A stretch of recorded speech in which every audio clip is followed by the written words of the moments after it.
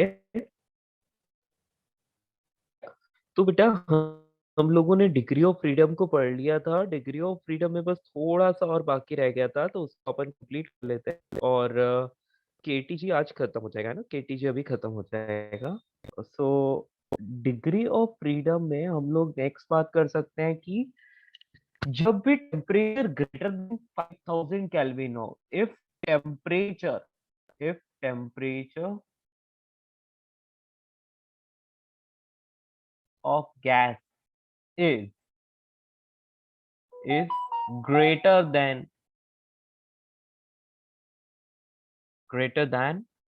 5000 kelvin, यानी कि आप सिंपल सी बात करोगे कि टी की वैल्यू यदि 5000 केल्विन से ज्यादा है, देन देन इस कंडीशन में क्या हो जाता है कि जो अपनी से पॉलीएटॉमिक एंड डायएटॉमिक है ना बेटा, उसमें vibrational degree of freedom extra add हो जाता है। ठीक है, समझ में आया?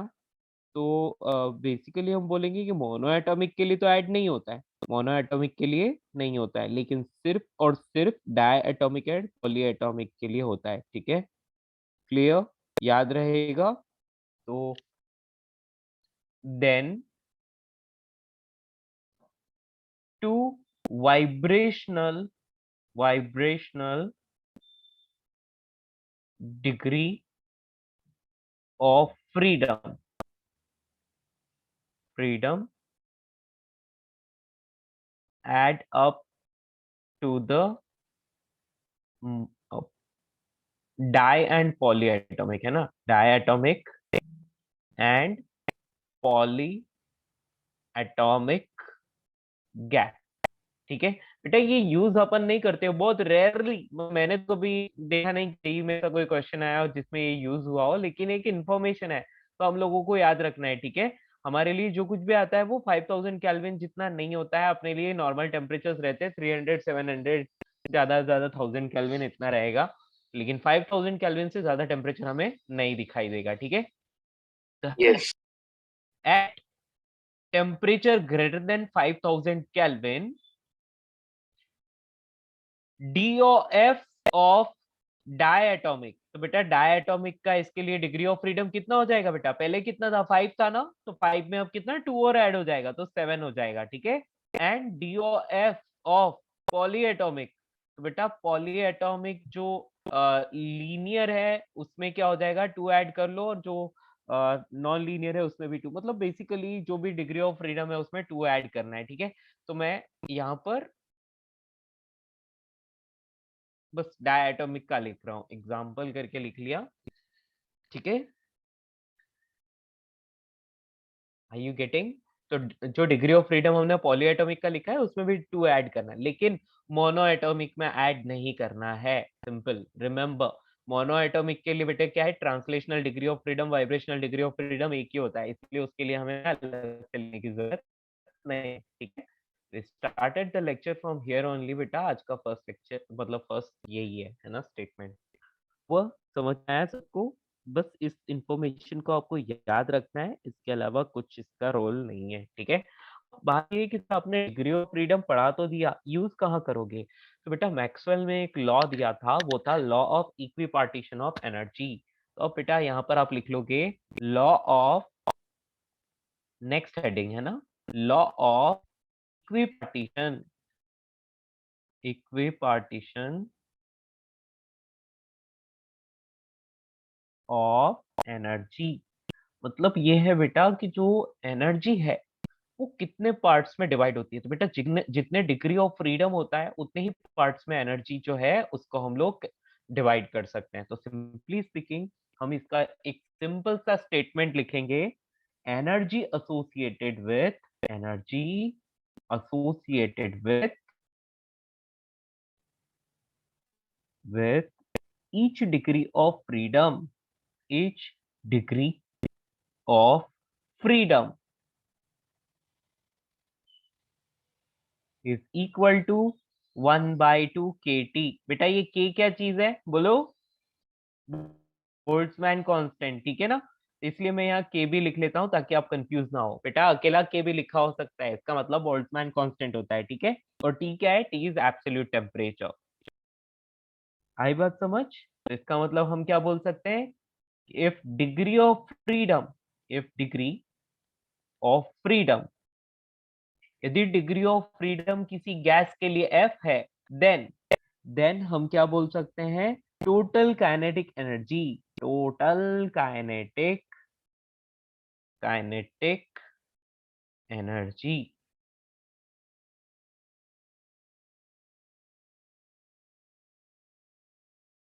ऑफ दैट मॉलिक्यूल लिख सकते हैं। सो दैट इज कितना हो जाएगा? Of that molecule is equal to 1/2 degree of freedom. यहाँ मतलब हम f by two K T बोल सकते हैं, मतलब f से मल्टीप्लाई कर लेंगे। 1 डिग्री ऑफ फ्रीडम के लिए 1/2 के टी, तो f डिग्री ऑफ फ्रीडम के लिए हम लोग क्या बोलेंगे? f/2 के टी। सिंपल। Remember this. बेटा इसका कोई डेरिवेशन वगैरह नहीं है, ये एक लॉ है। और लॉ क्या होता है? लॉ एक ऐसा स्टेटमेंट होता है जो एक्सपेरिमेंट से मिलता है और उसका कोई डेरिवेशन नहीं होता, ठीक है, उसको डिराइव नहीं कर सकते। Are you getting? अच्छे समझ आया? Yes sir. यस। या यस। तो ये डिग्री ऑफ फ्रीडम हो गया, और बस आपको इतनी इंफॉर्मेशन पता होनी चाहिए, ठीक है, कि काइनेटिक एनर्जी को कैसे फाइंड करें। तो बेटा f/2 kT, that's all, you will get the kinetic energy of the molecule. Next, अब बात करते हैं एक इंपॉर्टेंट टॉपिक की, that is internal energy of gas. तो नेक्स्ट लिखिए बेटा, next heading, internal energy, internal energy, ठीक है। तो किसी भी गैस की इंटरनल एनर्जी कितनी होती है? ओके। सो बेटा यदि एक गैस के इंटरनल एनर्जी की बात करें तो मैं बोलूंगा इंटरनल एनर्जी का मतलब तो ये है कि उस सिस्टम के पास टोटल कितनी एनर्जी है, और वो टोटल एनर्जी होती है क्या? Kinetic energy and potential energy का सम। हम जानते हैं कि total energy is sum of kinetic energy and potential energy. लेकिन मैंने आपको एक बात बोली कि हम लोग यहाँ पर सब कुछ जो है आइडियल गैस के बारे में ही डिस्कस कर रहे हैं। तो आइडियल गैस के लिए इंटरमॉलिक्यूलर जो फोर्सेस होते हैं, यानी कि वैन डर वाल्स फोर्सेस होते हैं, वो नेग्लिजिबल होते हैं, कोई फोर्स है ही नहीं मॉलिक्यूल्स के बीच में। तो बेटा ऐसे में excuse me sir. Potential energy क्या हो जाती है? जीरो। यस बेटा बोलिए। सर यस और मैंने अभी ज्वाइन किया, एक बार आप समराइज कर सकते हैं आपने क्या क्या करवाया? बेटा, मैंने सिर्फ स्टेटमेंट्स लिखाए हैं कि जब भी हमारा टेम्परेचर, गैस का टेम्परेचर 5000 केल्विन से ज्यादा है, तो ऐसे में डायटोमिक एंड पॉलीएटॉमिक का डिग्री ऑफ फ्रीडम 2 से इंक्रीज हो जाता है, ठीक है। हमने यस। लास्ट क्लास जो पढ़ा था वो डिग्री ऑफ फ्रीडम से डायटोमिक और पॉलीएटॉमिक का 2 से इंक्रीज हो जाता है, ठीक है। मोनोएटॉमिक को कोई फर्क नहीं पड़ता। और यस। नेक्स्ट लिखा है law of equipartition of energy. तो बेटा इसका मतलब सिर्फ इतना है कि energy associated with each degree of freedom is 1/2 kT। मतलब आपको यदि किसी भी लाइक गैस के लिए काइनेटिक एनर्जी पूछी जाए, गैस मॉलिक्यूल्स के लिए काइनेटिक एनर्जी पूछी जाए, तो आप क्या करोगे? आप देख लोगे कि उसका डिग्री ऑफ फ्रीडम कितना है। एफ यदि डिग्री ऑफ फ्रीडम है तो उसकी काइनेटिक एनर्जी हो जाएगी f/2 kT। सिंपल। यदि डिग्री ऑफ फ्रीडम 1 होता तो 1/2 kT, लेकिन एफ डिग्री ऑफ फ्रीडम है तो f/2 kT। तो मोनोएटॉमिक के लिए क्या लिखेंगे? 3/2 kT। डायटोमिक के लिए 5/2 kT, ठीक है। तो वो उसकी काइनेटिक एनर्जी आ जाएगी। ओवर।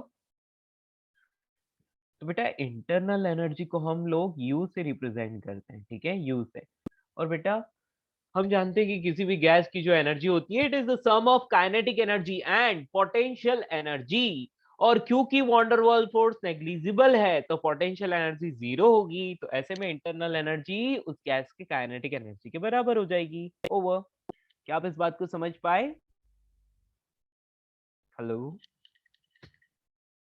क्या आप मेरी बात को समझ यस। पाए? गुड। Yes, sir. तो हम लोग इसके बारे में लिखते हैं बेटा, the internal energy of the system, the internal energy of the system, जल्दी जल्दी लिख लो, of the system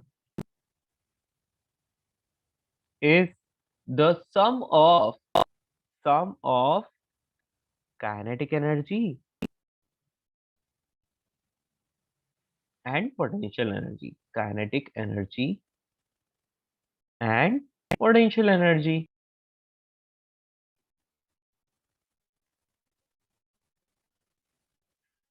kinetic energies and potential energies का सम होता है इंटरनल एनर्जी, ठीक है। तो energies of the molecules of the gas या ऑफ द सिस्टम, ठीक है।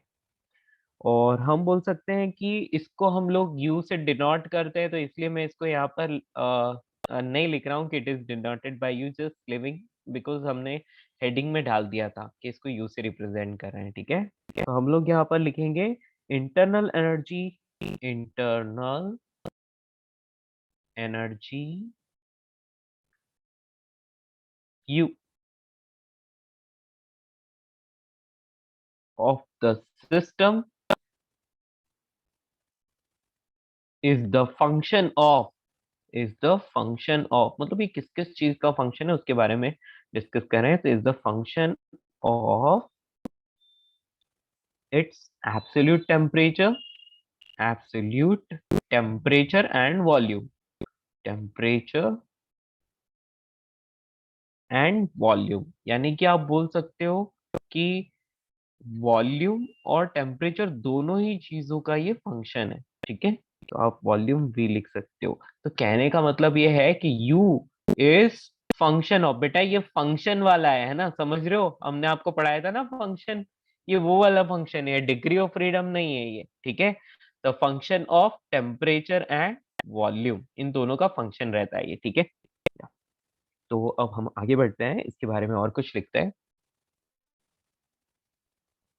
या बेटा ये केटीजी ही है, खत्म होने वाला है ना, ये केटीजी का लास्ट हेडिंग है, मतलब ये लास्ट टॉपिक है केटीजी का, ठीक है। एनी हाउ, कहने का मतलब ये है तो पूरे थर्मोडायनेमिक्स ही, यही चीज आगे भी कंटिन्यू होगी, लेकिन तो बस जस्ट एक सेकेंड, इंट्रोडक्शन की बात करूँ तो ये यहाँ पर खत्म हो जाएगा। हाँ बेटा ऊपर लो। ऊपर दिखाई ना। हाँ जी, इतना काफी है। यस। ओके। तो इन gas, sorry, in case of ideal gas, यदि मैं आइडियल गैस की बात करूं तो बेटा उसके लिए इंटरमोलिकुलर फोर्स कैसे होते हैं, जीरो। इंटरमोलिकुलर फोर्सेस, इंटरमोलिकुलर, यहाँ पर इंटरमोलिकुलर फोर्सेस आर जीरो, ऐसा लिख लेते हैं, ठीक है। तो फोर्स इज जीरो, ठीक है। इंटरमोलिकुलर फोर्स जीरो हो गया, इसका मतलब पोटेंशियल एनर्जी तो डायरेक्टली जीरो हो गई, यानी कि वॉल्यूम का फंक्शन अब ये नहीं रहा, अब ये टेम्परेचर का फंक्शन रहा है सिर्फ, ठीक है। तो hence hence it's sir mechanics potential, में हम लोग हमेशा इंटरनल एनर्जी को जीरो ये कर देते हैं ना, अज्यूम, बेटा मतलब कैंसिल मैं हो समझा जाता नहीं। है। मतलब हेलो। जैसे हाँ जैसे सेंटर ऑफ मास ये हाँ सब में हम लोग क्या एज्यूम करते हैं कि इंटरनल एनर्जी एक दूसरे को कैंसिल कर देता है, तो वो अल्टीमेटली जीरो हो जाता है। हाँ बेटा, वहां पर क्या है बेटा, हम लोग एक रिजिड सिस्टम की बात करते हैं या सिस्टम ऑफ पार्टिकल्स की बात करते हैं, ठीक है ना। तो ऐसे में हम लोग यस। उनके बीच के जो अट्रैक्शन फोर्स वगैरह उन चीजों को हम वैसे भी कंसीडर नहीं करते हैं, ठीक है। तो वहां पर जो भी मतलब इंटरनल एनर्जी है उसको हम लोग नेग्लेक्ट करते हैं, क्योंकि हम लोगों को उसका टेम्परेचर वगैरह या उसके इंटरनल प्रॉपर्टीज को डिस्कस नहीं करना है, हमें तो एक्सटर्नली क्या क्या इवेंट्स हो रहे हैं वही डिस्कस करना होता है, इसीलिए, ठीक है। Yes sir. ओके। तो यहाँ पर है has the potential energy is also zero, यानी कि यदि किसी चीज के अंदर इंटरनल फोर्सेस नहीं है तो ऐसी कंडीशन में क्या हो जाएगा, वहां पर उसकी पोटेंशियल एनर्जी क्या हो जाएगी, जीरो हो जाएगी, ओके। तो अब हम बोल सकते हैं कि अब बची क्या है, सिर्फ और सिर्फ काइनेटिक एनर्जी, है ना। तो हम बोल सकते हैं कि in this case internal energy, the internal energy depends only on kinetic energy, सिर्फ और सिर्फ काइनेटिक एनर्जी पर ही डिपेंड करती है। मीन्स हम बोल सकते हैं कि काइनेटिक एनर्जी तो फंक्शन ऑफ टेम्परेचर है, तो इसका मतलब ये सिर्फ और सिर्फ फंक्शन ऑफ टेम्परेचर होगा, ओके। तो काइनेटिक एनर्जी, और ये काइनेटिक एनर्जी किस पर डिपेंड करती है, विच डिपेंड्स ऑन टेम्परेचर, ठीक है। या तो हम बोल देंगे जो काइनेटिक एनर्जी है वही क्या होगी, उसकी इंटरनल एनर्जी होगी। तो हम लिख लेंगे यहाँ पर for an ideal gas internal energy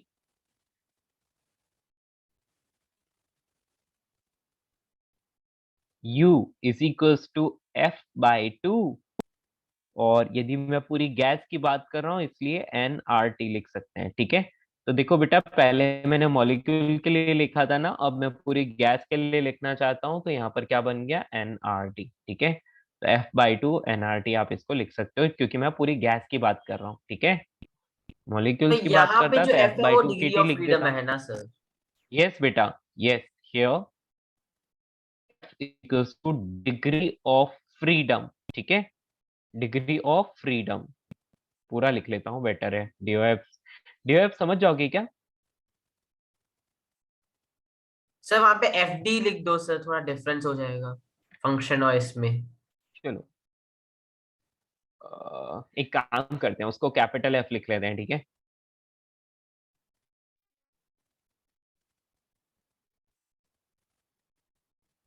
वैसे यहाँ पर लिखा हुआ है फंक्शन ऑफ एब्सोल्यूट टेम्परेचर, ठीक है ना। तो वो लाइन पढ़ोगे तो उससे आपको समझ में आ जाएगा। तो ये डिग्री ऑफ फ्रीडम हो गया। एन इज इक्वल टू क्या होता है बेटा, नंबर ऑफ मोल्स। आर आपको पता ही है गैस कांस्टेंट होता है, और टी इज एब्सोल्यूट टेम्परेचर, यानी कि टेम्परेचर इन केल्विन। यस, तो बेटा ये इंटरनल एनर्जी का फॉर्मूला है जो आपको याद रखना है हमेशा, ठीक है। सर वो आइडियल गैस को हम लोग मोनो एटॉमिक नहीं मान रहे। बेटा नहीं, आइडियल गैस है तो वो मोनोएटॉमिक भी हो सकती है, डायटोमिक भी हो सकती है, ठीक है ना। तो अगर मोनो एटॉमिक हो गए तब तो इंटरनल तो एफ एनर्जी की तो वैल्यू जीरो हो 3 जाएगा। डालोगे।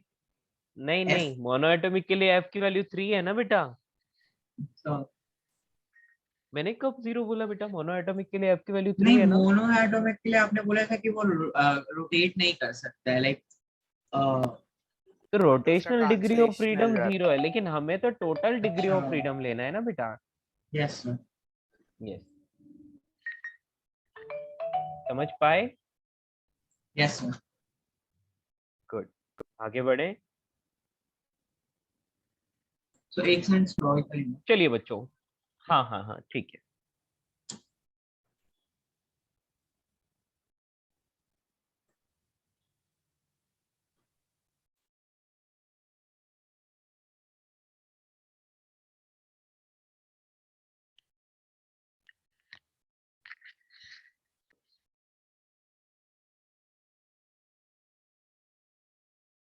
बेटा वॉल्यूम नेगलेक्ट नहीं हुआ, सुनो बेटा, वॉल्यूम नेगलेक्ट नहीं हुआ। हमने क्या बोला बेटा, किसी भी गैस की इंटरनल एनर्जी की बात करें तो वो kinetic energy and potential energy का सम होता है, ठीक है। और यदि उसको देखा जाए तो बेटा kinetic energy function of temperature होती है, एंड पोटेंशियल एनर्जी जो होती है वो फंक्शन ऑफ वॉल्यूम होती है, ठीक है। तो ऐसी कंडीशन में अब क्या, आइडियल गैस यदि हम ले लेते हैं तो आइडियल गैस के लिए क्या होता है, इंटरनल एनर्जी जो होती है वो सिर्फ और सिर्फ काइनेटिक एनर्जी पर डिपेंड करती है, क्योंकि उसकी पोटेंशियल एनर्जी जीरो होती है। तो यदि पोटेंशियल एनर्जी जीरो हो गया तो वो फंक्शन ऑफ वॉल्यूम तो रहेगा नहीं, हट गया वो, क्योंकि वो चीज ही जीरो है तो उसकी बात क्यों करें। वॉल्यूम जीरो नहीं है, लेकिन इंटरनल एनर्जी जो है वो इंटरमोलिकुलर फोर्सेस जीरो होने की वजह से हम लोग जीरो लेते हैं। तो ये सिर्फ और सिर्फ काइनेटिक एनर्जी पर डिपेंड करता है। इसका मतलब ये सिर्फ और सिर्फ टेम्परेचर पर डिपेंड करता है, ठीक है। मतलब टेम्परेचर का फंक्शन है। ओवर, बस आपको ये फॉर्मूला याद रखना है, U is equal to F/2 nRT, ठीक है। सर तो ये काम आने वाला है। हाँ बेटा बोलो। सर आपने पहले लिखाया था कि kinetic energy is equal to 3/2 nRT। तो और यहाँ पर जो आपने F/2 nRT लिखा है ये तो एक मॉलिक्यूल का काइनेटिक एनर्जी होता है ना? बेटा मैंने NR, जब भी R लिखते हैं तो ये पूरी गैस की बात करता है, ठीक है। Yes sir. ओके बेटा। हाँ यस, सर, तो फिर यदि सर K लिखता हूं तो मॉलिक्यूल की बात कर रहे हैं। यस, तो सर जो वो काइनेटिक एनर्जी का आपने पहले एक फॉर्मूला लिखाया था कि 3/2 nRT, तो वो गलत लिखा हूँ क्या मैं? बेटा वो ट्रांसलेशनल काइनेटिक ओ एनर्जी है ना, वो ओके थोड़ी ओके गलत है, ओके, वो समझ तो गया। ट्रांसलेशनल है। यहाँ मैंने ओके ओके सर। ट्रांसलेशनल लिखा ही नहीं है, यहाँ तो मैंने हाँ इंटरनल एनर्जी लिखा है। अब इसमें ट्रांसलेशनल रोटेशनल सारे इंक्लूड होकर आए हैं, ठीक है। यस सर, समझ गया। आ गया समझ? यस। तो वो सिर्फ और सिर्फ ट्रांसलेशनल काइनेटिक एनर्जी है, इसीलिए 3/2 लिखा है मैंने वहां पर। चलिए बच्चों, एक क्वेश्चन करते हैं, ठीक है। देखो, हमारे पास ना एक ऐसा और एक यहाँ पर ऐसा, इस टाइप से दो कंटेनर्स हैं, दोनों के बीच में एक पाइप लगा हुआ है, और ये दोनों कंटेनर्स जो है ना बेटा पूरी तरह से इंसुलेटिंग है, मतलब बाहर से ना तो हीट ले सकते हैं ना ही हीट दे सकते हैं, ठीक है। और बीच में लगा दिया हमने एक वॉल, यहाँ पर हमने एक वॉल लगा दिया, ठीक है। इस तरफ जो वॉल्यूम है और प्रेशर है, तो बेटा इधर प्रेशर को अपन लिख लेते हैं P0, और वॉल्यूम को हम ले लेते हैं बेटा 3V0, और बेटा टेम्परेचर को ले लेते हैं हम लोग यहाँ पर 5T0, ठीक है। ये मैंने क्या ले लिया बेटा, इस तरफ का कंडीशन दे दिया, और दूसरी तरफ जो गैस है उसके लिए जो प्रेशर है दैट इज 3P0, वॉल्यूम जो आपको दे रखा है दैट इज 2V0, एंड जो टेम्परेचर आपको बताया गया है इस तरफ दैट इज कुछ ले लेते हैं 10 ले लेते हैं, चलो 10T0, ठीक है। वो ज्यादा हो जाएगा नहीं, कम कर लेते हैं। एक काम कीजिए, इसको इसको 3T0 ही रख लीजिए, कोई बात नहीं, ठीक है। या इस तरह से आपके पास में आ गया, ठीक है। अभी एक बात याद रखो कि ये क्लोज कंटेनर है, पूरी तरह से क्लोज्ड है। अब बेटा यदि क्लोज कंटेनर है तो क्या मैं बोल सकता हूँ कि नंबर ऑफ मोल्स कंजर्व रहेंगे, ठीक है। नंबर ऑफ मोल्स क्या रहेंगे, सर? कंजर्व मतलब जितनी गैस के टोटल मोल्स जो होते हैं ना वो उतने के उतने ही रहते हैं, उनका नंबर चेंज नहीं होता। यदि एक तरफ 2 मोल्स है एक तरफ 5 मोल्स है तो टोटल 7 मोल हो गए। तो बेटा आप गैस को चाहे यहाँ पर ये वॉल ओपन कर लो, गैस इधर उधर हो जाएगी, मिक्स हो जाएगी, तो भी वो नंबर ऑफ मोल 7 ही रहेंगे, ठीक है। यदि गैसेस नॉन रिएक्टिंग है तो, नॉन रिएक्टिव गैसेस हैं तो, ठीक है। क्लियर? मतलब आप एक बात याद रखना है, यदि गैसेस आपस में रिएक्ट नहीं करती है तो नंबर ऑफ मोल्स कंजर्व रहेंगे, ठीक है। ओके बच्चों, Yes, sir. तो यस सर। चलिए, तो मैं अब ये, हाँ, अब यहाँ पर मैं क्वेश्चन लिख रहा हूँ, ठीक है। जल्दी जल्दी से लिख लो बेटा। Conducting two non conducting containers are shown in the figure. Containers are shown in the figure. In the figure. अब क्या होगा बेटा कि यहाँ पर क्या है, पहले तो वॉल बंद है, तो हमने क्या किया, इस वॉल को ओपन कर दिया है ना। If the wall is open, wall is open, open यानी कि वॉल को हमने ओपन कर दिया, तो क्या हो जाएगा, गैसेस क्या हो जाएंगी, इधर से उधर मूव करेंगी, लेकिन गैसेस जो हैं वो आपस में रिएक्ट नहीं करती हैं, मतलब जो गैस जैसी है वो वैसी ही रहती है। तो हम एक काम करते हैं, गैसेस को भी ऐसे यहाँ पर लिख लेते हैं बेटा मोनो एटॉमिक। क्या लिख लेते हैं, मोनो एटॉमिक। एक Excuse तरफ me, तो sir. मोनो एटॉमिक हो गई। हाँ बेटा बोलिए। सर एक डाउट था वो फॉर्मूला में, सर आपने m/2 क्यों किया? बेटा हमने क्या बोला था कि energy associated with each degree of freedom, है ना, each degree of freedom half K T के बराबर होता है ना। अब ये तो लॉ से आया, अब वो क्यों आया वो तो मुझे भी नहीं पता, और ना ही उन साइंटिस्ट को पता है जिन्होंने बताया। उन्होंने बस एक्सपेरिमेंटली Observation. फाइंड किया इस, या so they don't know the derivation, they know just this value, कि उनको एक्सपेरिमेंट से ऐसा मिला, इसी का फंक्शन आ रहा था, ठीक है। Yes. आई बात समझ? या तो लॉ एक ऐसी चीज है जो डिराइव नहीं की जा सकती, बस एक्सपेरिमेंटली आती है, और उसको एक फैक्ट की तरह हम लोग एक्सेप्ट करते हैं, ठीक है। चलिए, तो एक इसमें है ना, फर्स्ट साइड मोनोएटॉमिक और दूसरी तरफ वाली डायटोमिक है, ठीक है। हाँ जी, अब यहाँ पर बोला है कि if valve is open then find the final temperature and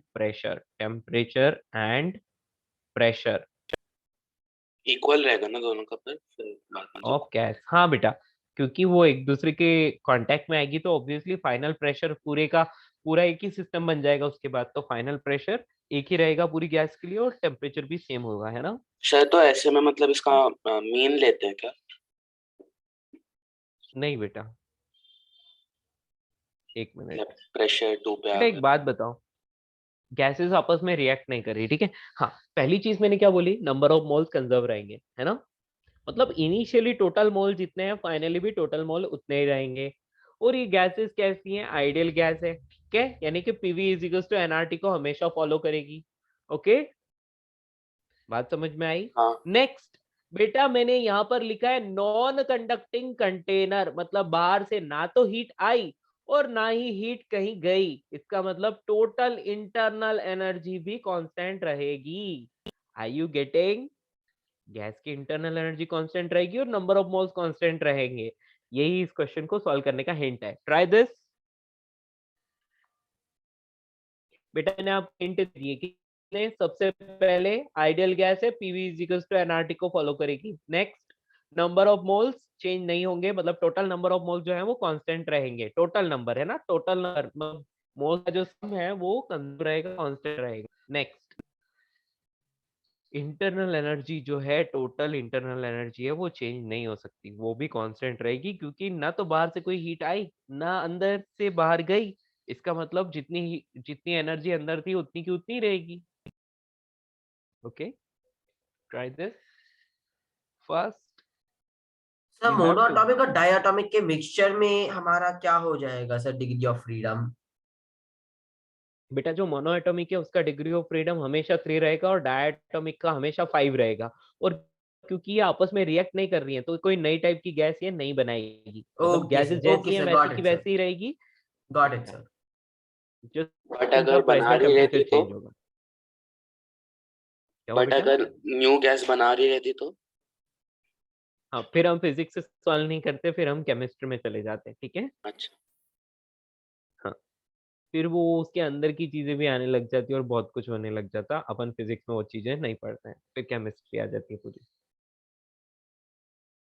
तो हम लोग अज्यूम कर रहे हैं दोनों गैस नॉन रिएक्टिव है। हाँ बेटा, दोनों गैसेस आपस में रिएक्ट नहीं कर रही हैं, मतलब ये आपस में प्रेशर इनका बैलेंस होगा, टेम्परेचर बैलेंस होगा और कुछ फर्क नहीं पड़ेगा, ठीक है। बाकी सारी चीजें जैसे हैं वैसे रहने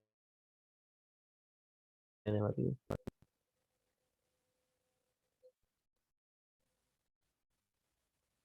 तो मैं हिंट ऑलरेडी दे चुका हूँ कि नंबर ऑफ मोल्स कांस्टेंट रहेंगे, इनिशियली फाइनली सेम ही रहने वाले हैं, कोई फर्क नहीं पड़ेगा, ठीक है।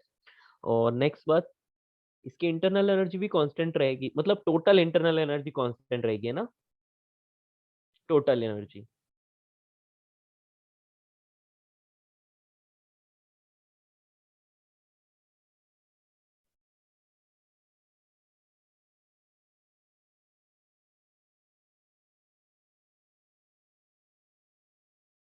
जल्दी जल्दी कीजिए बेटा इसको, यू हैव 2 मिनट्स। सर आपने क्या बोला, टोटल इंटरनल एनर्जी कांस्टेंट रहेगी मतलब? हाँ बेटा, टोटल इंटरनल एनर्जी जो है बेटा वो इतनी ही रहेगी हमेशा, है ना। नहीं मतलब अगर वॉल्व क्लोज्ड है तो अलग रहेगी ना, और अगर जब हमने ओपन किया तो मतलब वो। बेटा ओपन किया, ठीक है, ओपन करने के हाँ बाद प्रेशर बैलेंस होगा, टेम्परेचर बैलेंस होगा, ठीक है ना। लेकिन हाँ पूरा देखो, पहले क्या है, एक तरफ लेट से U1 है, दूसरी तरफ U2 है, लेकिन U1 प्लस U2 का सम तो कांस्टेंट रह सकता है ना। हाँ यस। सर। बेटा सुनो, मान लिया कि इस सिस्टम की जो इंटरनल एनर्जी है वो कुछ 5000 कैलोरी है, मान लिया, है ना, 5000 कैलोरी है। बेटा आपने बॉल को चाहे ओपन कर लिया हो, बाहर से ना तो एनर्जी आई ना एनर्जी अंदर से बाहर गई, तो क्या वो एनर्जी चेंज होगी? नहीं ना, वो एनर्जी उतनी की उतनी रहेगी, सिंपल 5000 ही रहेगी।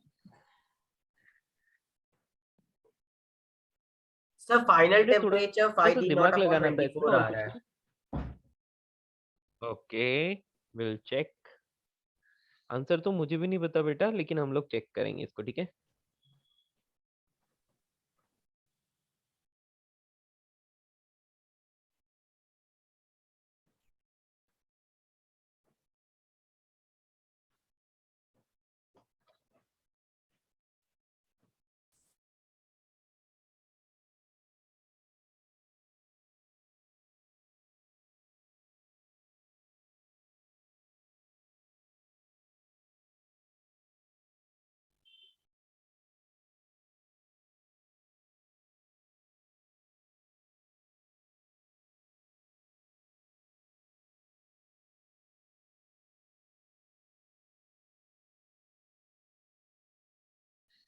ट्राई करो आप लोग, फिर मैं बताऊंगा ही।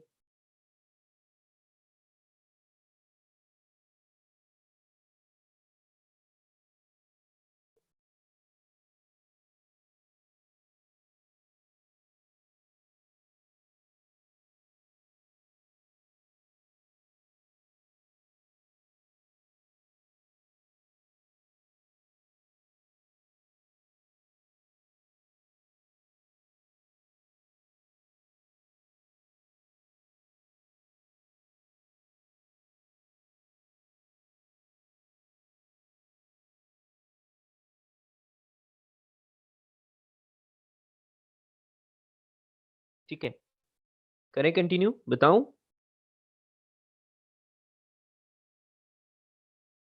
हाँ जी दोस्तों। Yes sir please.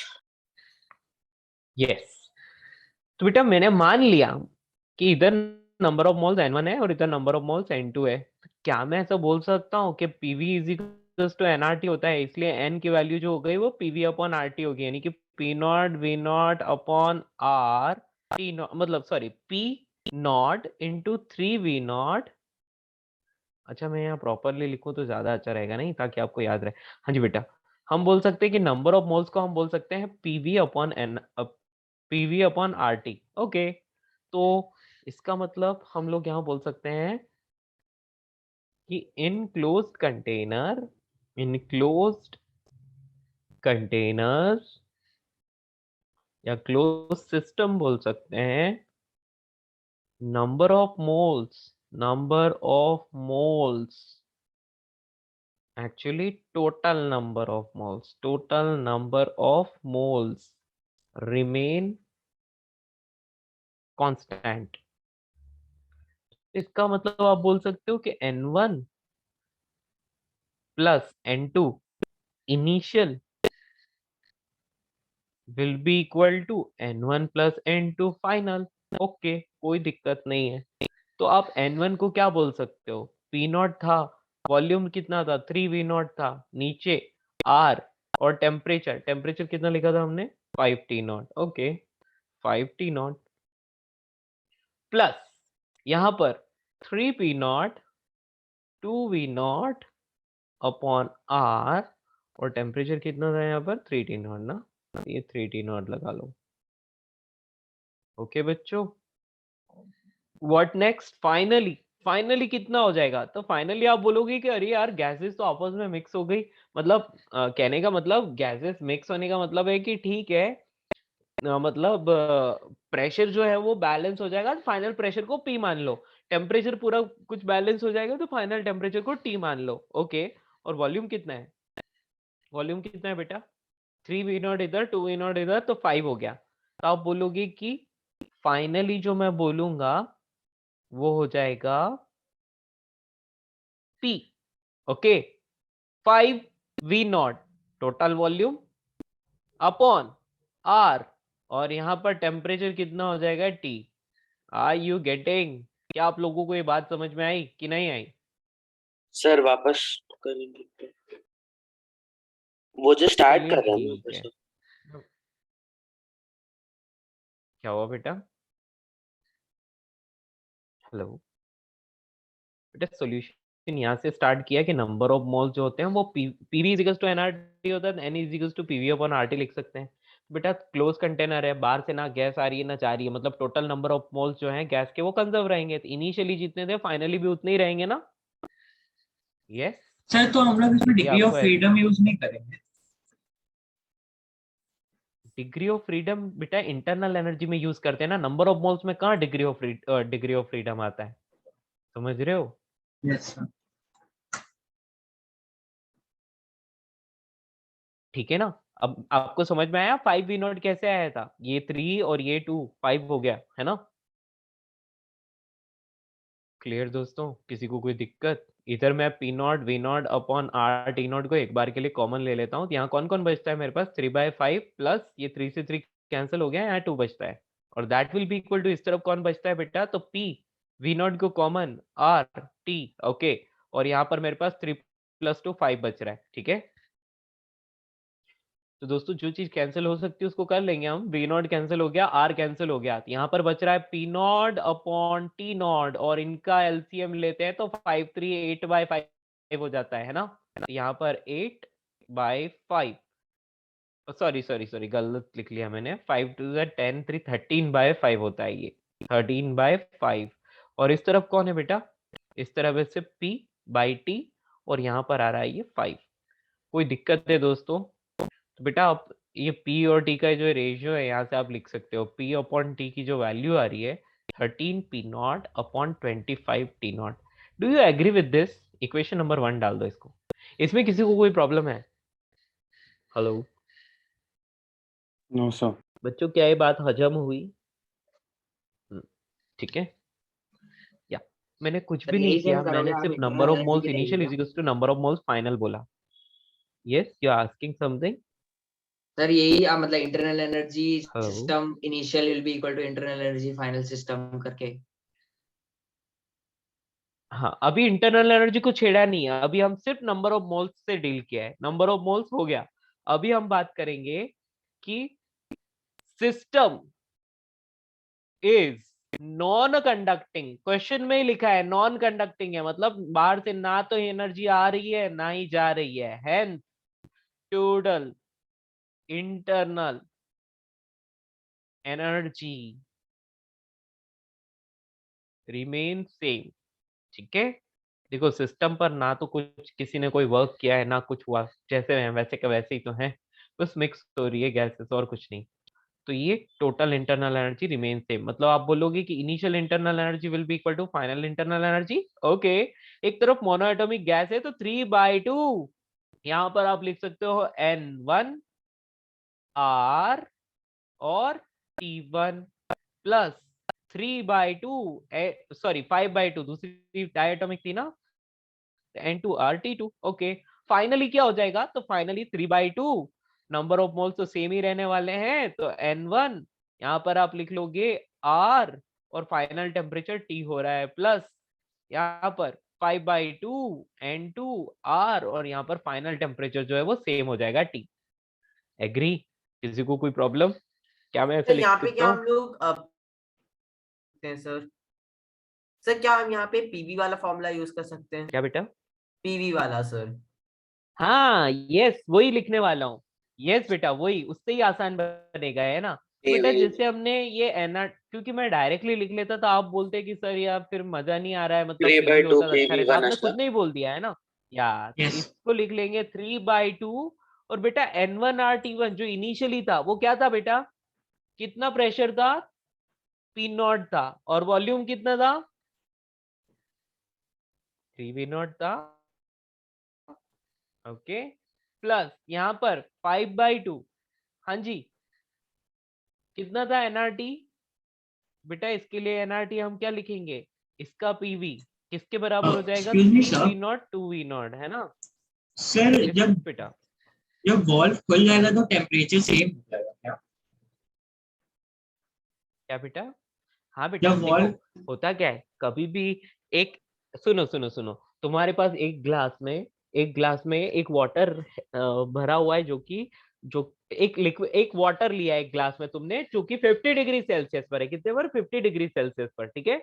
Yes sir और तुमने दूसरे हाथ में ऑयल ले लिया, और that is at 100 degree Celsius, दोनों को मिक्स करोगे, है ना? तो दोनों को मिक्स करोगे तो वाटर ऑयल में मिक्स नहीं होता, वाटर वाटर ही रहता है, ऑयल ऑयल रहता है, मतलब ये दोनों नॉन रिएक्टिंग है, ठीक है?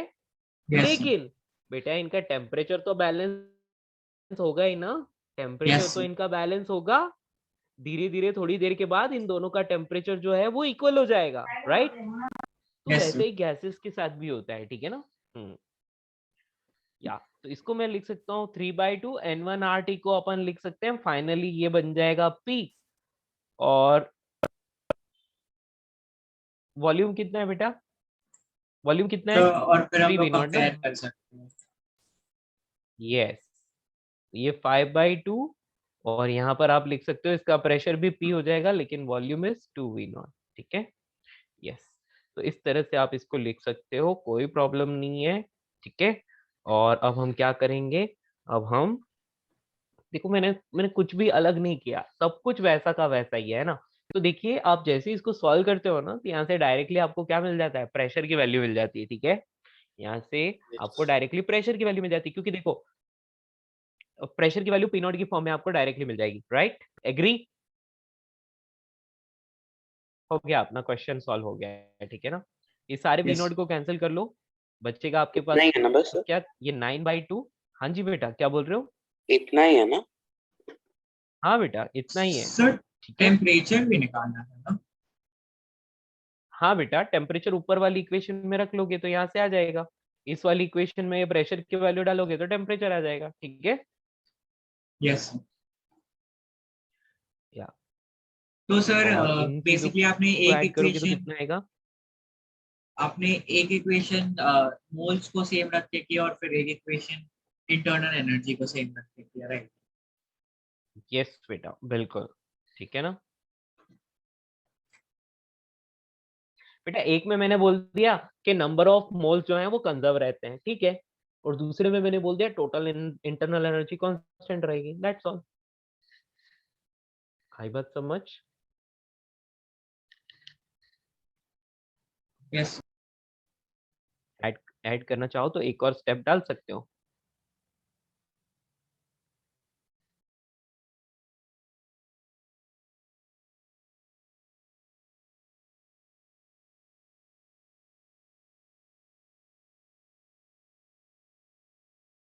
ठीक है, हो गया। यहाँ से प्रेशर आ गया, तो बेटा ये आपका प्रेशर आ गया, तो from equation 1 we get temperature, है ना? वी गेट टेम्परेचर, इक्वेशन 1 में रख लोगे तो आपको टेम्परेचर भी मिल जाएगा। ओवर, फिनिश, खत्म।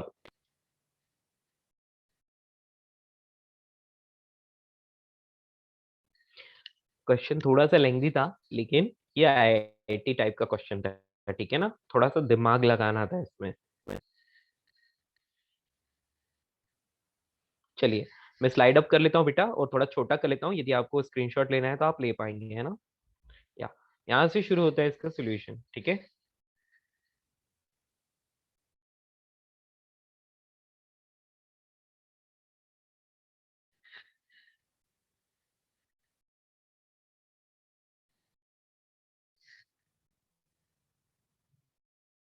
तो ये एडवांस लेवल का क्वेश्चन था। हाँ बेटा, मेन लेवल में इतना लेंथी क्वेश्चन थोड़ा ही ना देगा कोई, ठीक है?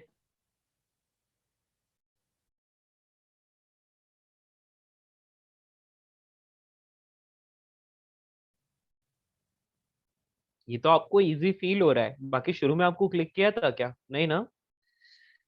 No sir. नहीं, है ना? वो तो मैंने हिंट दिया इसलिए हम लोग सोच पाए, वरना डायरेक्टली तो क्लिक करता ही नहीं। Actually this is a difficult question, it seems easy but it is not easy. Okay.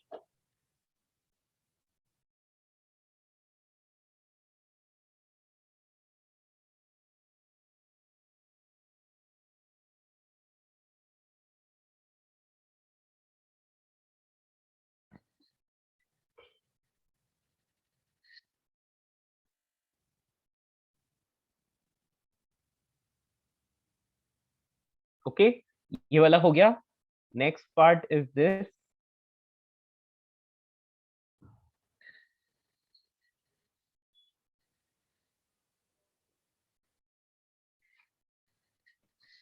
Sir वो मुझे समझाने के लिए, लाइक फर्स्ट इक्वेशन में आपने फाइनल के लिए N1 + N2 मतलब कैसे कर दिया, क्योंकि वो तो एक साथ लाइक मिक्स हो गया ना। अ, हाँ मिक्स हो गया, लेकिन बेटा नंबर ऑफ मोल्स तो उतने ही रहेंगे ना? हाँ देखो आप बोल रहे हो कि सर ऐसे कैसे, तो मैं एक बात बोल रहा हूँ, पहले देखो प्रेशर पी नॉट था और टेम्परेचर टी नॉट था, अभी प्रेशर पी और टेम्परेचर टी, मतलब प्रेशर भी चेंज हुआ, यस टेम्परेचर भी चेंज हुआ, है ना। और इस यस तरह से चेंज हुआ कि नंबर ऑफ मोल्स उतना ही रहे जितना पहले था, ठीक है। Yes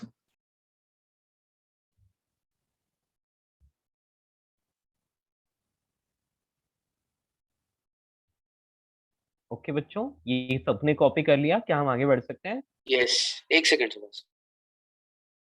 done. ओके बच्चा लोगों, चलिए आगे बढ़ते हैं। तो देखिए इसी तरह से होता है, यही एक तगड़ा क्वेश्चन था जो इस पार्ट से बन सकता था, तो मैंने आपको बता दिया। बाकी क्या है कि छोटे छोटे चिंदी चिंदी क्वेश्चंस पूछे जाएंगे, प्रेशर दे दिया जाएगा, वॉल्यूम दे दिया जाएगा, टेम्परेचर बोल दिया जाएगा, और बोलेंगे कि नंबर ऑफ मोल्स कितने हैं, तो आप लिखोगे PV equals to NRT, number of moles निकाल लोगे। फिर आपसे पूछा जाएगा कि गैस की इंटरनल एनर्जी कितनी है, तो आप पूछोगे कि अच्छा गैस की इंटरनल एनर्जी बतानी है, तो प्रेशर है मेरे पास, वॉल्यूम है मेरे पास, तो तुम ये बताओ कि गैस डायटोमिक है या मोनोएटोमिक। यदि आप इतना बता दोगे तो हम इंटरनल एनर्जी बता देंगे, ठीक है, यानी कि F/2 एनआरटी, सिंपल। आ गई बात समझ? चलिए अब हम लोग बढ़ते हैं थर्मोडायनेमिक्स में, ठीक है। तो लिखिए बेटा, नेक्स्ट थर्मोडायनेमिक्स, ठीक है, थर्मोडायनेमिक्स। एक्चुअली ये केटीजी भी थर्मोडायनेमिक्स का ही पार्ट था, लेकिन हम लोग थर्मोडायनेमिक प्रोसेसेस की बात कर रहे हैं, तो इसलिए न्यू न्यू पेज से लिख लो बेटा थर्मोडायनेमिक्स। ओके,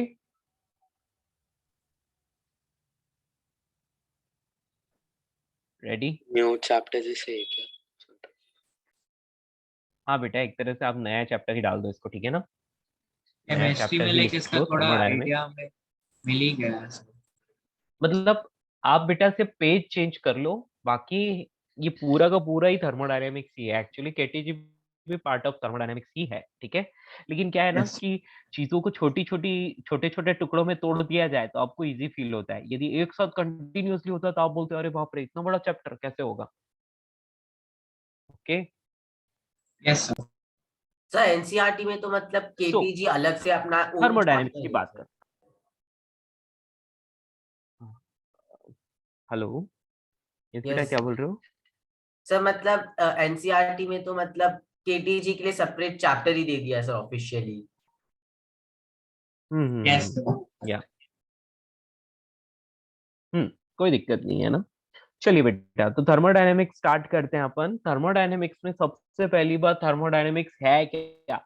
तो मैं बोलूंगा thermodynamics is the branch of physics. ये फिजिक्स की वो ब्रांच है जो क्या करती है, जो हीट एक्सचेंज के बारे में स्टडी करती है, यानी कि किसी भी सिस्टम की हीट किस तरह से एक्सचेंज हो रही है, उसका टेम्परेचर कितना है, ये सारे रिलेशंस और इन हीट एक्सचेंज के बारे में हमें इंफॉर्मेशन देती है, उसकी डिटेल स्टडी करती है, ठीक है। या फिर हम ऐसा भी बोल सकते हैं कि हीट मैकेनिकल एनर्जी में कन्वर्ट हो रही है, उसके बारे में भी ये अपने को डिटेल स्टडी करने में हेल्प करती है, ठीक है। आई बात समझ? तो बेसिकली हम यही बात करेंगे कि फिजिक्स की वो ब्रांच जो हीट और उसके उससे रिलेटेड जो भी एक्सचेंजेस हैं, उसके कन्वर्जन है, उनको स्टडी करती है, दैट इज थर्मोडायनेमिक्स, ठीक है। क्लियर? तो हम लोगों को लिखने की जरूरत नहीं है, क्योंकि कोई आपसे थर्मोडायनेमिक्स क्या होता है ये नहीं पूछेगा। Okay, clear? यदि आप लिखना चाहते हो तो मैं लिखवा देता हूँ। ओके, नहीं नहीं। तो लिख लीजिए बेटा। Thermodynamics is mainly the study of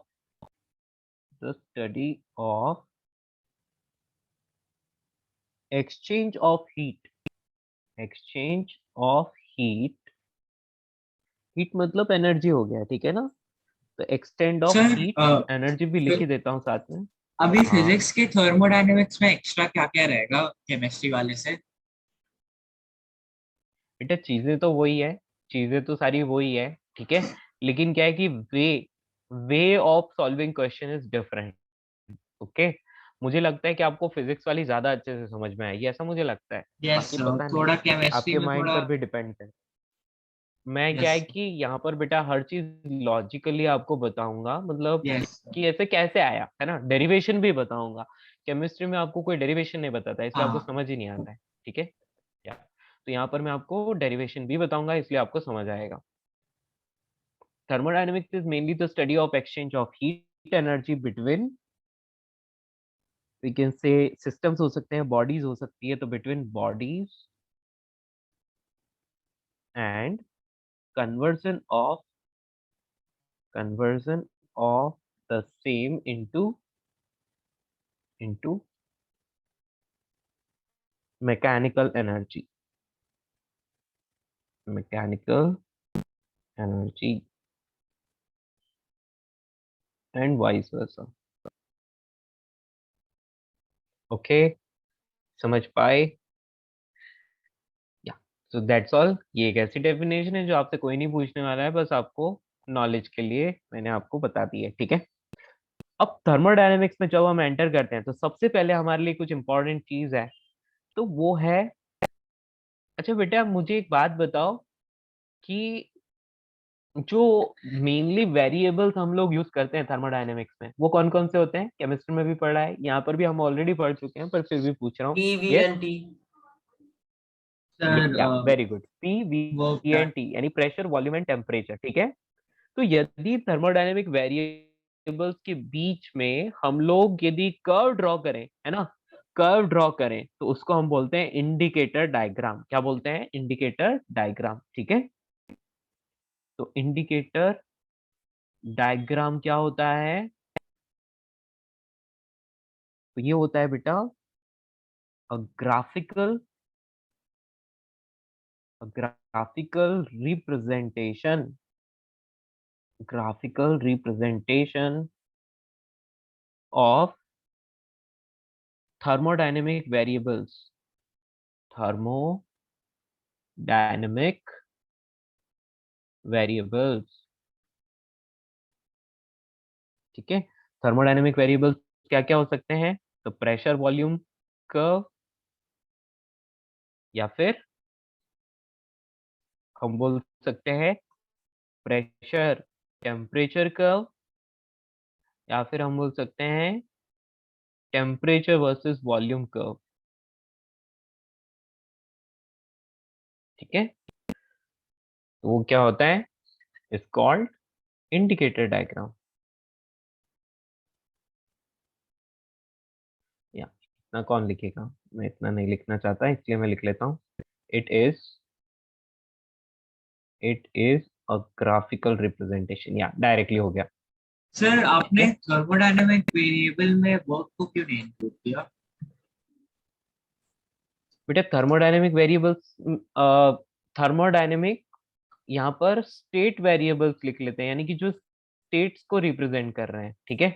hello, yes yes या तो इसलिए मैंने ब्रैकेट में बस इनको लिख दिया, तीनों को, है ना, तीनों को लिख दिया बस, ठीक है।